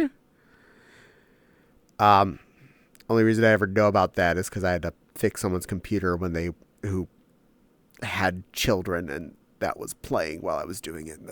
That show hurts my head. I remember hearing about that in the 90s. As a 90s kid, I missed it. That episode aired in Thanksgiving, and it was after I was born. Okay, thank you. Yep. He died, and then they aired that episode like a year later, apparently. I'm still looking up details. Wow. A male at birth, now more surgeon. Well, congratulations. But yeah. Oh, there we go. Got that free. Yeah, they taught you to deal with real emotions. They taught you how to deal with friends moving away. Heck, even more recently, I saw clips about dealing with the fact that one of the Muppets' dads got sent to prison. And the little kid Muppet having to deal with the fact that his dad isn't in the picture. He's not dead. He's in jail because he did something wrong. And not only does it teach how you as a kid can hopefully help deal with this, but it also taught how his friends can help him also deal with it. 'Cause it was other characters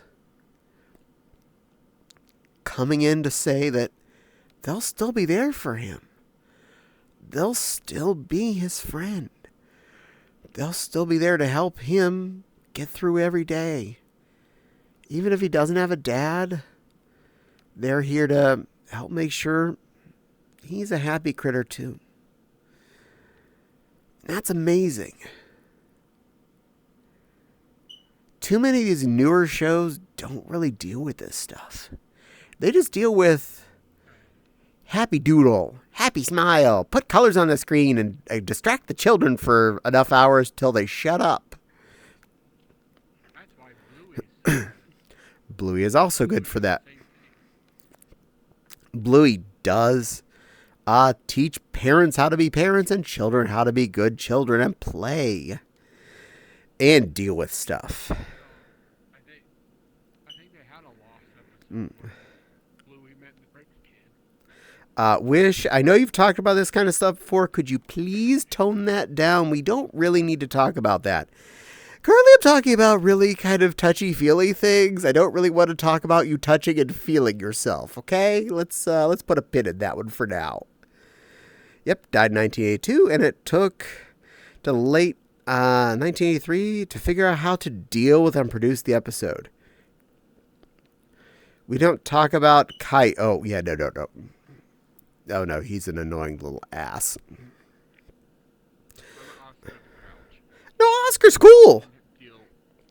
I know we all feel for him because as grown adults, we don't have to shit he puts up with. Oscar was amazing. In fact, when I was a kid, he was one of my absolute favorite characters. My hermit crab was named Oscar for a reason. Oscar was the best because Oscar dealt with all that shit from everyone else. How about Digimon? Digimon was fun, but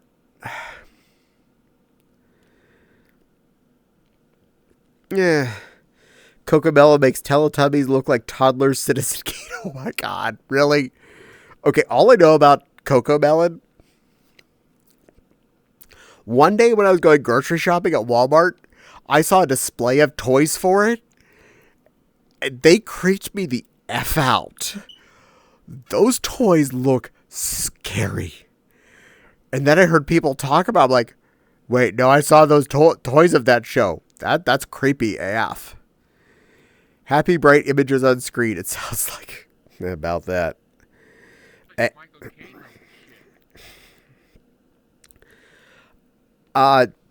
shit. During some of my first years of working real jobs outside of college, after my time in the tape room, I worked at a Target overnight stocking for a while. And one of the funnest things we got to do as we were walking up to do the hard work of unpacking the, pallet of bleach and stuff up front that weighed a quarter ton, walk by the toy aisle where the girls who always got to do toys never had to lift a heavy box and press the tummies of every feffin' boobah as you walked by. All of us knew what we were doing. We hit every boob belly on the way past, and they were forced to listen to it. Well, we had to deal with the heavy stuff. Yes, the lady. I did stocking for Walmart. I would walk past the toys that activate for motion sensor. Like, they start dancing or whatever. You can hear me shout, "Shut the hell up! I wasn't talking to you!" You can walk by and they start singing and dancing, and you're just like, "Shut up! Shut up!" Yeah. I don't wanna hear it. Anytime I walk down any aisle now in a store with like those motion sensor toys, I freak out. I'm like, no, PTSD from stockings. No, don't do it. If you start seeing something happy, I'm not going to be happy, and I'm not going to be held responsible for what I do. Have you tried 100 hours? Second, you're in the toy owl. Mm-hmm. Second, you're in the toy aisle. Next, you're going to be yeeted across the room and end up in the grocery aisle if you start off. Yeah. No, I have not tried a 100-hour stream. Honestly, the longest I think I've gone was about 6. Partly because, one, I respect my body. 2, I'm okay with other people that want to keep the stream on while they're AFK and sleeping. I'm not going to. I feel like that's cheating. I don't do that. And Anything past, say, about 8 or 10 hours is probably more than I should do, no matter what I'm doing. And the longest streams I've done were mostly like Borderlands streams, where I'm playing a game and I would have sat there for 6 hours anyway. I'm having fun, and you're just along for the ride.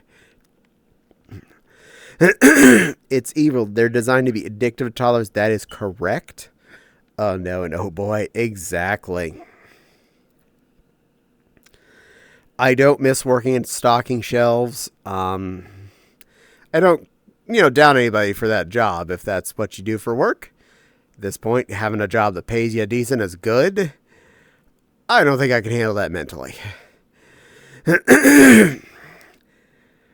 Like Fopsy can attest to, every job involving stocking shelves, no matter how good you did this quarter, next quarter they will increase the amount that you should be able to do in an hour. And they expect that or you don't get your 25-cent raise next year. To the point where they expect a box unpacked in like less than a minute. It's like, there are 500 lipsticks in here and they're all over the place. And you expect this done in a minute? I'm going to show you my salute right here, people. That's for makeup repack number 1. And here's for makeup repack number 2. And for the person that didn't know anything about makeup at the time, what is this? Oh, that's on that aisle. Because we put the Bibble Bleem all by itself. And that's a Bibble Bleem lipstick. But over here is the Fifth Live lipstick. And those are on one shelf. And Zip Zap lipsticks are on this shelf. And you have to put it by the exact shade of pink you have in front of you. And oh my God damn it. No. Just no. We're just going to put this in a vat and tell women they get to search through and pick the pink they want with whatever brand name they want. And there's a self-scan to figure out how much it costs.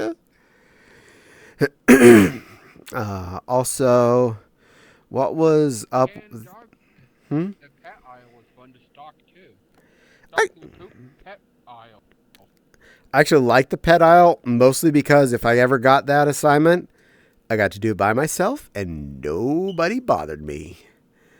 Tell you gotta stock the dog food and then you're gonna have sore arms for a week.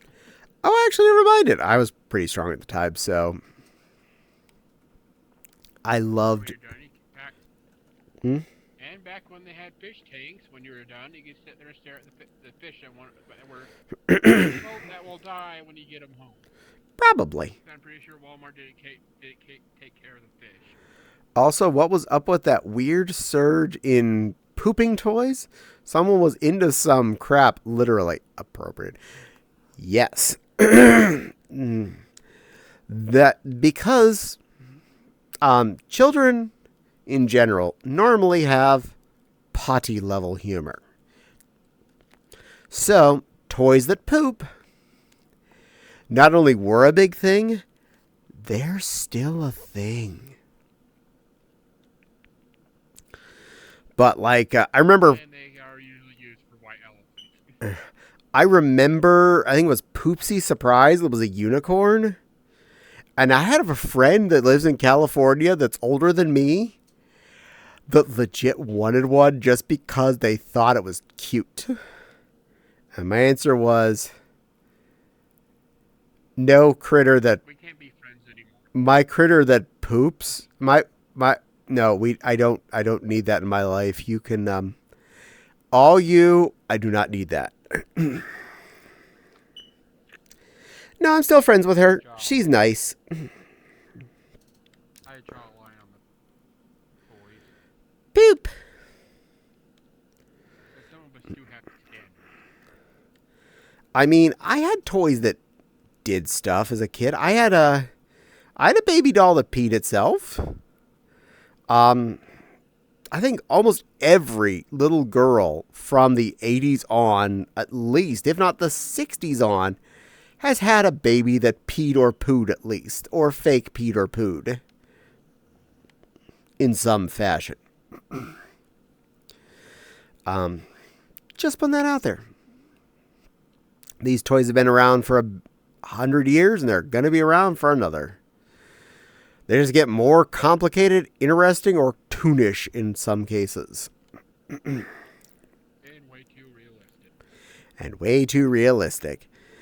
I remember in the 90s seeing the commercials for one baby doll that was you're potty training it, and you sit on the little toilet, and it fills up with yellow liquid while it's sitting. I'm like, nope. Look, pee's not scary and disgusting, but I'm just going to nope on this. How do I get the feeling That is not... coming years of those poop toys are going to somehow simulate the smell? Oh, God, no. We don't need that. No. No. We don't. Already, That's why there have been I might go toys... to hell for this. Hmm. I'm kind of happy our dog got put down because I don't have to clean up after him anymore. This is fair. There have been toys with semi-realistic stinky smells that have been forcibly taken off the market because parents complained. Ones that fairly legit smelled like skunk spray. Didn't they have stink balls back in the day that were rubbery? There were a lot of these kinds of things.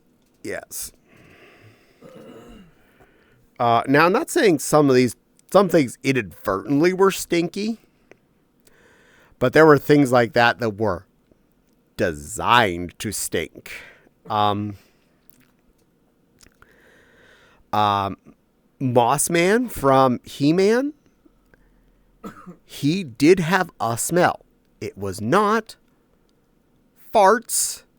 It did not legitimately smell like moss. It kind of smelled like dirt, but it wasn't terrible. I had him. And if you ever, from the 80s to the 90s, had anything with ooze or slime with it, aka that basically snot level slime that you could get in the gumball machines when I was a kid, that had a smell. Oh, it had a smell. I knew it had a smell, and I didn't care because I was a kid. But I felt bad as an adult when I realized how much of that garbage I left stinking and sitting out in my parents' house. And Mom had to deal with that. LOL, that face. That is disapproving bunny. Hello, disapproving bunny. Disapproving bunny disapproves of all these stinkiness. I cannot handle smells worth a heck. I understand. I don't have my gag reflex is very sensitive when it comes to smell. I'm similar on tastes. So I may enjoy tasting new things a lot. Appropriate but funny. Yes, very much so. But if I know something has an ingredient I despise, I don't want to taste it. I don't care how awesome you've made this mayonnaise and macaroni and cheese sandwich and you're telling me how great it is. I respect this. I'm not putting it in my mouth because, one, I hate all of these flavors, and it's going to stay in my mouth for hours, possibly longer, because oftentimes flavors will get stuck in my throat, and I'm going to be stuck retasting that. Was it grilled? Probably a grilled macaroni and cheese sandwich with mayonnaise or something. I'm just making that up just because I was like trying to combine things that people have insisted I try, and I've respectfully said, I appreciate your work. I'm not eating your macaroni and cheese. Every goddamn ever. Oh, but just have a little. The milk won't bother you if you just have a little. 1, yes it will. 2, melted cheese, bigger problem. 3, do you know all the other ingredients in a baked macaroni and cheese? I can list you one that I'm violently allergic to, and I bet you put in there for flavor. And I'm not eating that on purpose. ever again, 'cause I don't like vomiting uncontrollably. I can feel you on that one too. Mayo as the If I butter eat substitute. something that has- Hmm? If I eat something with too many vegetables in it, I will actually repulsively try to get it out of my face, out of me. I'm sorry. Like it dang near makes me throw up if there's like too many vegetables on something. Mayo as a butter substitute sounds like I understand it as a like a butter on the outside of a grilled cheese. Again, grilled cheese definitely something I can't eat for a lot of reasons. Mayo I can't eat either. Mayo and mac and cheese doesn't sound. Apparently, using that as your butter on the grilled cheese is like game changer level. And Roseburb, thank you for the follow. Please enjoy your stay. My name is Caddie. I babble at you. That is what you get. That is what I am. And I do it from 7 to 11 Eastern on Mondays. And other days of the week, I often stream Borderlands randomly. So if this is something you're into, you're in the right place. But the magic ingredient in macaroni and cheese, real macaroni and cheese, it's okay to some. I prefer butter. That's fair. The magic ingredient in macaroni and cheese, that's actual macaroni and cheese, not Kraft Dinner, that I absolutely cannot eat, is mustard. And so many people will put it in there because it is a proper ingredient to flavor macaroni and cheese with. A real macaroni and cheese. Yes, it starts with a roux, but that is one of the flavors to give it the spice and the zing that macaroni and cheese is supposed to have. And I am violently allergic to that. So not only am I allergic to all of the melted cheese that's in there, that I am very intolerant and will get a horrible stomach ache, if not worse. 2, it's melty. You've multiplied the problem. 3, you have mustard in there, which is an instant return policy. I cannot handle this. I am not tasting your fancy homemade macaroni and cheese. I don't care if you did it for 3 or 4 hours. I understand. Please have everyone else in the room enjoy it. I am going to respect that and not be mad that you're eating it. I am proud that you made this. I cannot ingest. Cannot share. At this point, more random when you don't stream Borderlands than when you do. You know, this is fair. I've been doing a lot more of that. I've just been enjoying myself, so that's why you're getting more Borderlands streams. Okay, I like mustard and I like mac and cheese. I never tried putting mustard in it. Note for the future. Ew, mustard in it. You know, it really is a thing. If you look at any real recipes for mac and cheese, it's usually in there. Yeah. And again, it's something I'm never going to eat, macaroni and cheese anyway, so by all means, put your mustard in there. If that's where your mustard ends up, I know where it is and not in my food. It's in the macaroni and cheese I ain't going to touch. True. So, yeah. If you want to add a little spice, a little zing, evil yellow fluid. Or mush, or whatever it's called. Ew. I still need a buck. I still need that avatar from Foxy. I still can't find it. I'm sorry. The snip. It's out there somewhere. And I don't want to bug her again. I asked her and she hasn't responded, and I don't want to be annoying. Good work not being annoying. I appreciate that. You're a good little bunny. Besides, you have other critters you can be for the moment. You can be a little Benoit and a foxer or whatever else, a wolfen and things. You're a well-occupied little critter. There are so many things out there I will straight up say no, I'm not going to taste again. Every time someone thinks I need to try their pasta salad. Oh, this only uses a little bit of Italian dressing in it. Yeah, it tastes like dressing. Oh, it only uses a little bit of dressing. It still tastes like salad dressing. That doesn't make it go away. That just makes it slightly less vomity. Okay, there's really vomity and less vomity, but still vomity. fits in that category. Not tasty to me. Look up Welsh rabbit while you're at it. It's an old British Isles take on the grilled cheese. You shred the cheese, mix the shredded cheese with mustard before toasting it under the broiler. On bread, I mean. Yes. Actually, yeah, I have heard of that. I watched Alton Brown make those once. Welsh rabbit. I feel you. I can understand your food aversions. Hi, everyone. Just joining. Wondering what everyone's pronouns. I'm whatever ones you wish to use. I'm Caddie. I take he, she, he, she, him, her, either one. I prefer not they, them, definitely not it, its. But he and she are both good on me. I go either way. Whatever you feel like I am. Nepal is a she, her. And normally Crystal is he, him. But doesn't seem to complain when I call Nepal. Crystal, yeah, good. Gender doesn't give a shiz. No. Nepal's just not talking right now because Nepal's polite. Isn't that right, sweetheart? Gentlemen try to be. You're a good girl. Nepal learns. Nepal helped me make up the my rules set that we put up occasionally. He, him. During my bedroom isolation, I learned if you get toast, you can make a toasted peanut butter and jelly. It's actually pretty good. You can. One of the things I did at Western PA Furry Weekend for a while was toasted peanut butter and jellies because one of the main lunch item, the main lunch item was grilled cheese.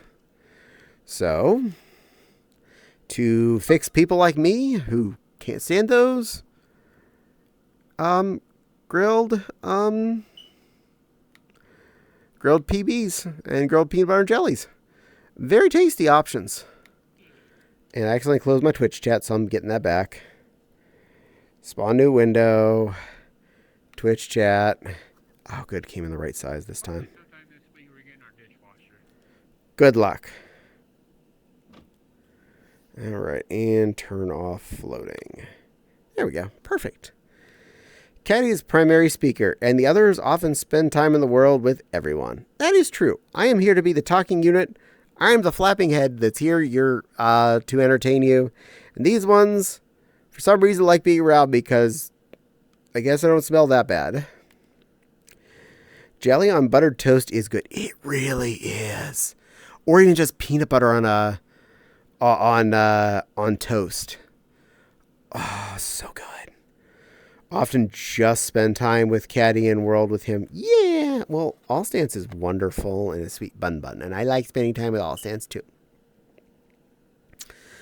Almost as if we love hanging out with Caddie because he's adorable and cute.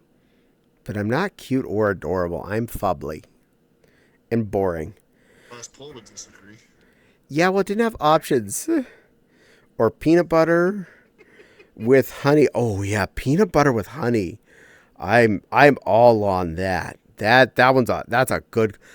When I was a wee little one, Mom made us a treat. It was called peanut butter Play-Doh.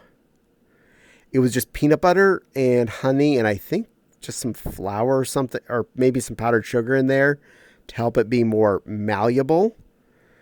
And she just let us play with it. It was awesome. Vincent says, yes, you are. Oh, no, I'm not, Vincent. You're adorable and wonderful and fluff, and I love you. You're a good plushie. Thank you for the love. For what you said, they're not being around you after a game on. Yeah, because I'm thanky. Phantom's eating a carrot because Phantom's apparently a bunny right now. Yes? Mm-hmm. I will say, we have bees. We have bee houses and that. Mm-hmm. Fresh honey from a beehive is better than store-bought. This is very true. No one let Cad Pig Jr. Especially when I'm always off the hook. especially when you get the honeycombs that you can chew on. It's like natural gum. Oh, yeah, it is good. No one let me off the hook. I'm always off the hook. Yes, boring. So boring, I just can't work up the motivation and will live and peel myself away from you. I am so bored that my muscular system feels like it's been sedated and the strongest of horse tranquilizer. Yay! Think of you. Ow. Lies. No. There was a poll earlier. I tried to pretend it wasn't there. There was no point. One thing my mother did teach us as children that other parents always complained about. Plush Huxley, but it was to play with our food. Hence the peanut butter Play-Doh, which we would play with and then eat. Mashed potatoes were a game before they became eaten. That you are cute and adorable. No, I'm not, Vince. No, that's all fibs. That's fibby fibs.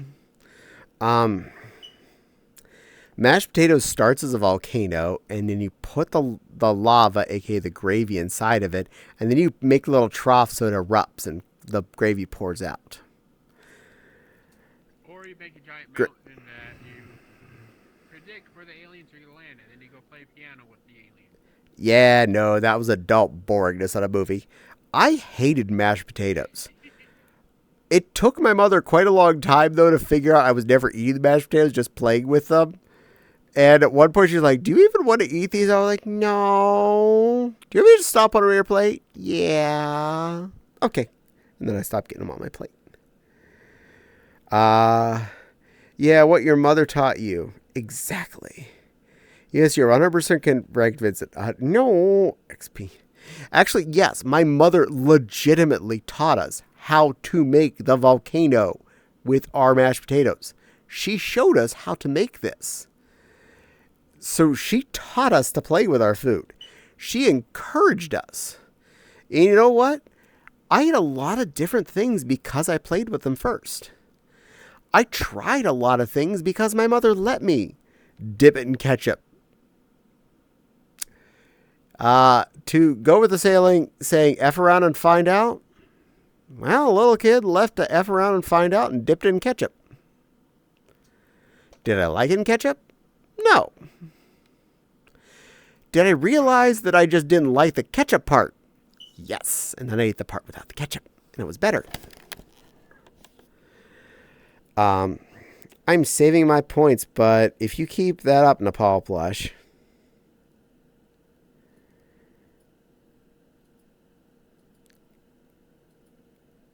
I don't know. I'm confused. Maybe he's going to make you say you're cute or a good girl.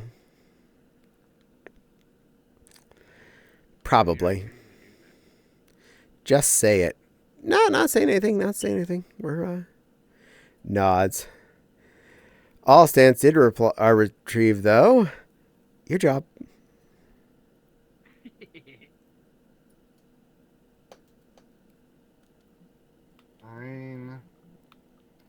I'm a good girl. Yes, you are. I even turned you up so they could hear you better. Screw that. I'll make the plush squirm. Thank you, all stands. Thank you very much, all stands. Yes, very much. Good buddy. I mean, I could cheat and do it, but then she like pouts at me and says it's cheating because I have infinite points. I didn't do it. I said I could do it, but then you call me cheating. Did I press the button? It would be. Yeah.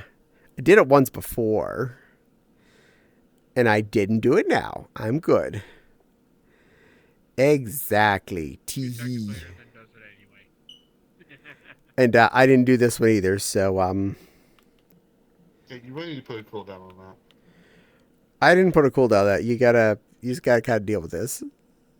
Yeah, I know you should though. No.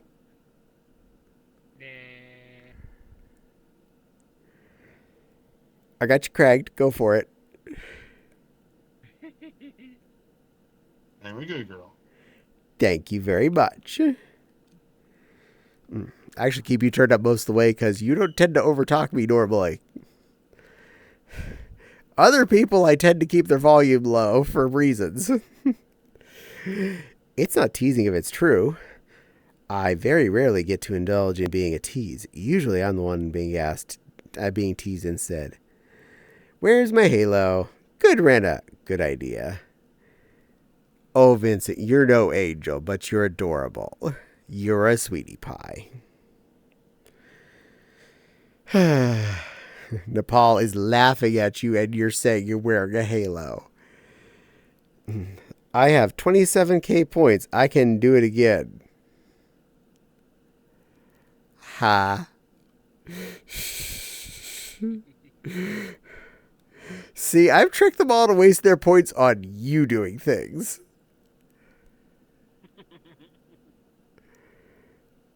I win. I think Paul might have the points to get revenge on you. Heck, I have people that do it during my Borderlands streams. Okay. We'll do these in order.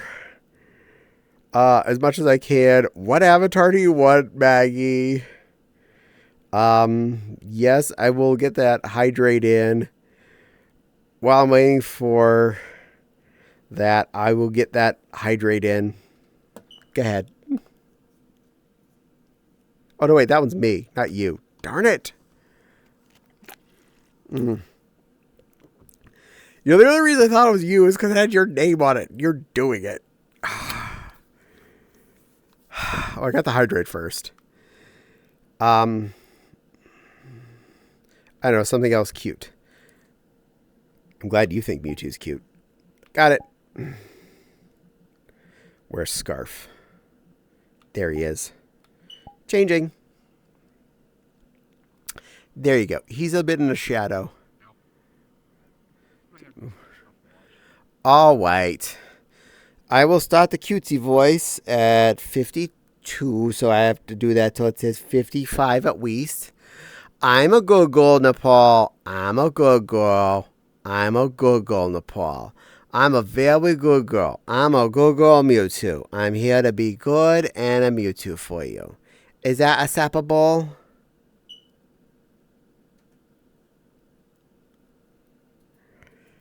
You're smiling at me. I'll assume that was acceptable. And then for all stance, I am a good girl. I'm a good girl, Mewtwo. I'm a very good girl, Mewtwo. I'm a very good girl. I'm a good girl. I'm a very, very good girl. And you are a good boy, Allstance. You're a good boy. You're a very good boy. And Jack wants me to, oh, whoa, Jack. Oh, whoa, you're not a moon caddy. Yeah, no, LOL. And also once an hour, Jack. Hour, Jack. Oh, Nepal went BRB. In the middle of me doing it, I'm admitting being a good girl for her. She goes AFK. I don't know, something else good. Yeah, Mewtwo. Got it. And beans. I will give you, well, he doesn't really have beams. He has nubs. You can have Mewtwo nubs. Nubs. Nub fingers. I apologize. He is very in the shadows here. And I have no brightness control on him. Because he's public. Vincent's looking all happy. Yam says, oh yeah, we look in the Borderlands stream to build points. This is fair. You're allowed to. Honestly, if you're working in the Borderlands streams, I get ad revenue or turbo revenue if you're not subscribers. And if you're subscribers, I appreciate every second of you being subscribers, even if you're getting free points.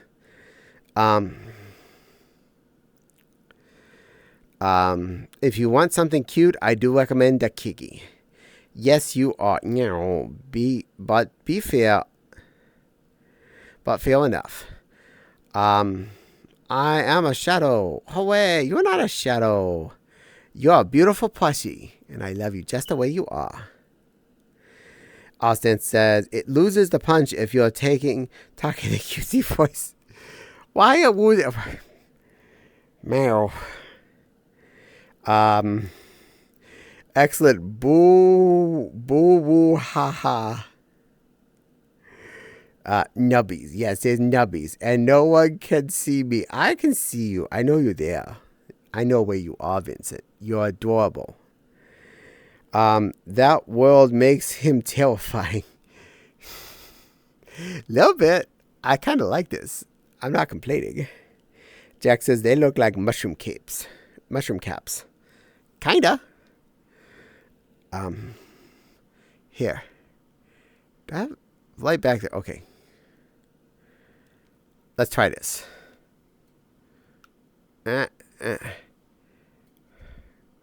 Anchor. Anchor to vocal. Ready? We are going backwards till we hit sun. Then you can see me better. Weavers.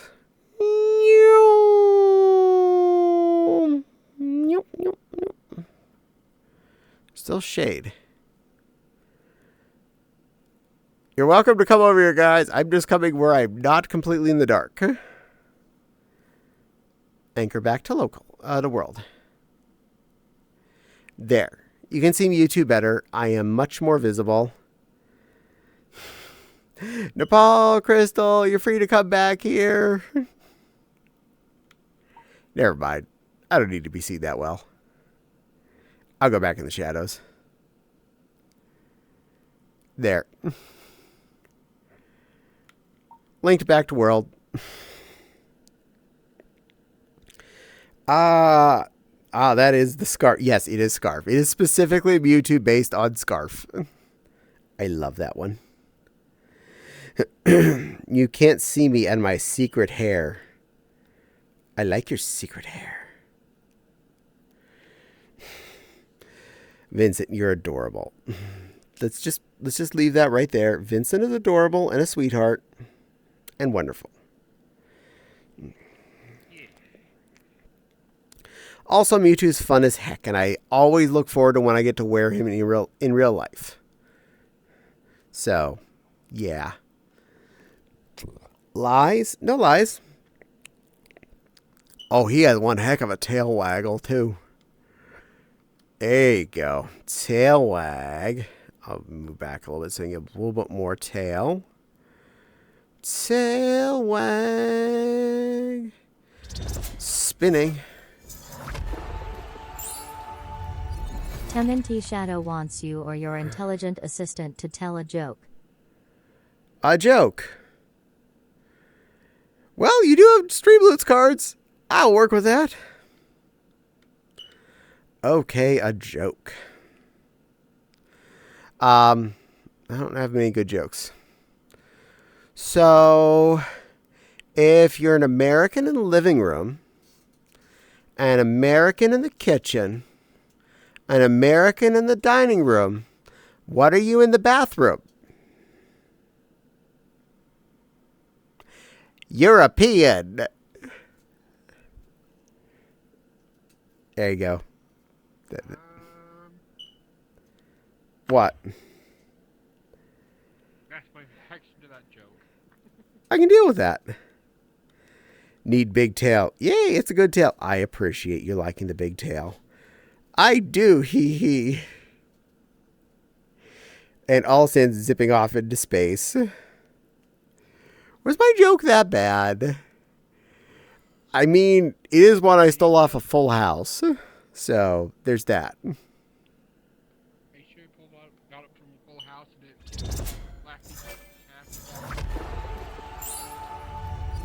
and it Temnty Shadow says hands up for 10 seconds.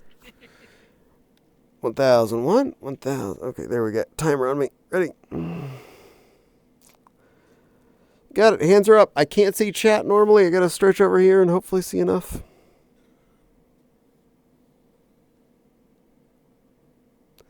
Making sure I do at least 10 seconds. If you're enjoying your Streamloots cards. There. You know, I jokingly messaged Heartwood the other day and blamed her that she taught you about Streamloots cards. No. I moved my camera by accident when I was trying to rotate. Row potato.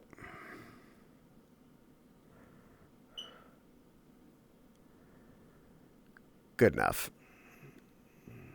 There we go. I jokingly told Heartwood that after watching her stream, you learned about Streamloop's cards. That you bought some of mine. See, chat, what we can make Cat Big Jr. do? Yes. And how did that go? Do they know? Yes. Because they remember you. She knows who you are. She seems to think you're very nice. So you're known in at least a couple of streams as a sweetheart. Some streamers who do this as like a job actually are good at remembering people. That's one of the people that's usually good at remembering people. So yay. But yeah, I blame you for that, or blame him or her for that, and now you know a trick, and there's that. Also the fact that I'm sure they remember. Yes, they do. Every time you come into chat, they remember who you are. I saw that she also taught you how flustered a streamer can get when they get gifted subs. You did that to me too. Because you're turtles. Well, now chat has to do it again now. No.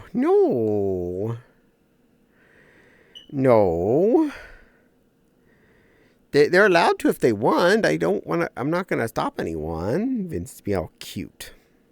I see how you are. Yes.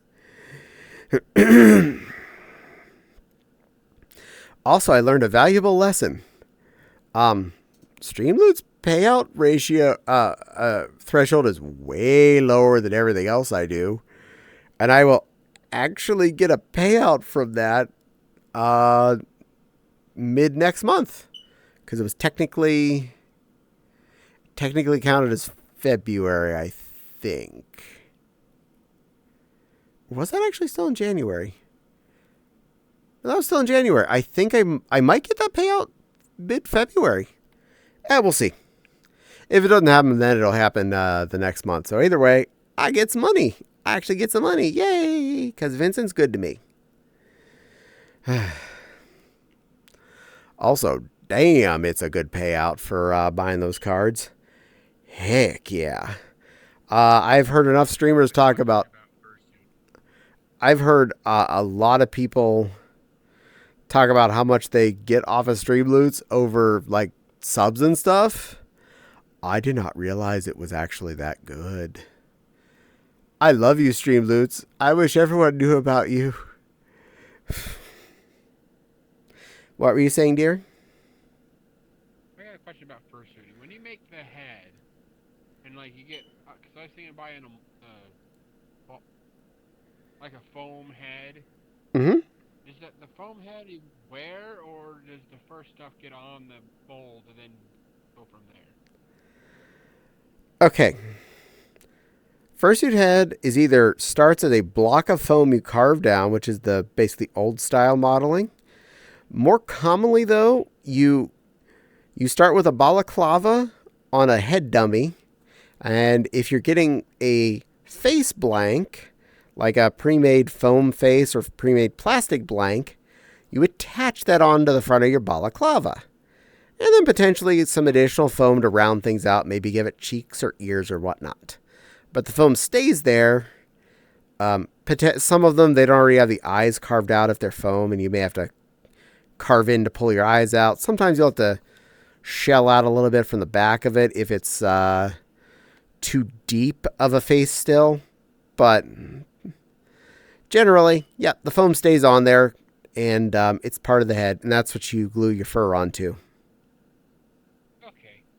So I got a 3D printer for my brother, and I'm going to probably use it to 3D print the shell, like plastic inside. Nice. 3D printed. Or breathable, foam or plastic. Depends on how much air holes you leave everywhere. Technically, the The plastic, especially if you leave effectively what I refer to as speed holes in the plastic, but a lot of it comes down to how much of a mouth / eye openings you give yourself. Okay, I accidentally booped my chat off when I was looking over at you, so let's fix this again. Spawn new window. At least I'm getting better at this. They can either do a feline or a fox. Oh, no. Wrong button. Ah! Shoot. I'm clicking on things. I'm sorry, whatever I did. No.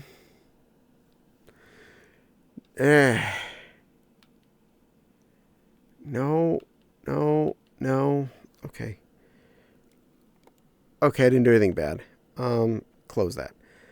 Okay. Balaclava is tasty. Thank you, Jack. Settings. There we are. It's hitting the wrong button. Window settings.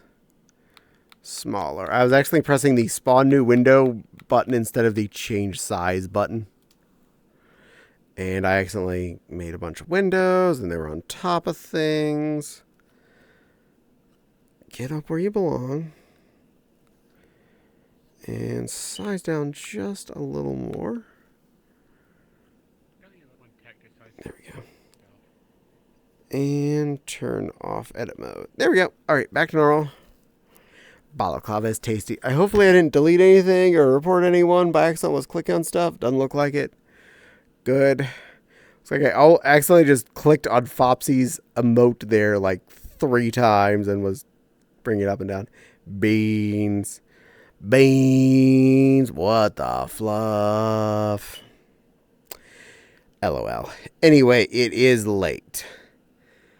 And sadly, that means I do have to check out because I do need to get to work tomorrow. Vincent is the veteran? What did you do, Vincent? Are you having fun playing with Stream Toots cards still?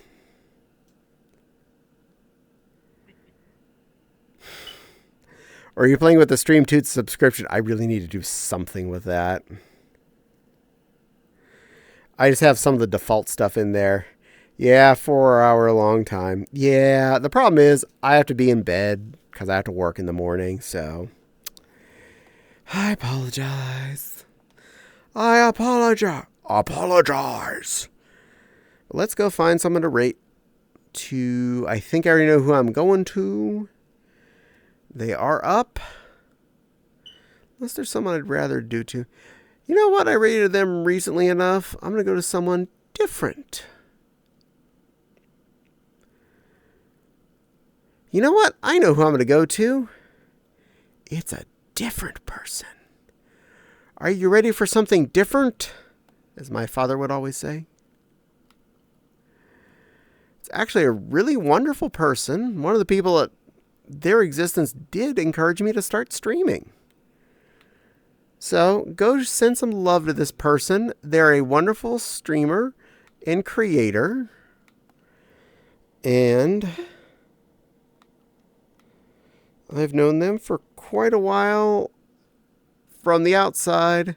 They don't know me very well, but I'm going to send you over to be friends. Thank you very much for spending time with me today. Remember, I stream every Monday from 7 to 11 Eastern, randomly playing Borderlands other days. We have a YouTube, !YT. We have a Discord, !Discord. You can buy Streamloots cards like Vincent was working with at !Loot. I know on it. You're welcome to join the Discord if you like, !Discord. Yeah, I don't really like to talk about my real job too much, but I work a 9-to-5er at my desk. Anyway, I'm going to send you over to the wonderful Flair. Please be nice to this wonderful Flappa. and let them know they are a wonderful person. And I'll see you again next time. Until then, stay awesome, all you cuties.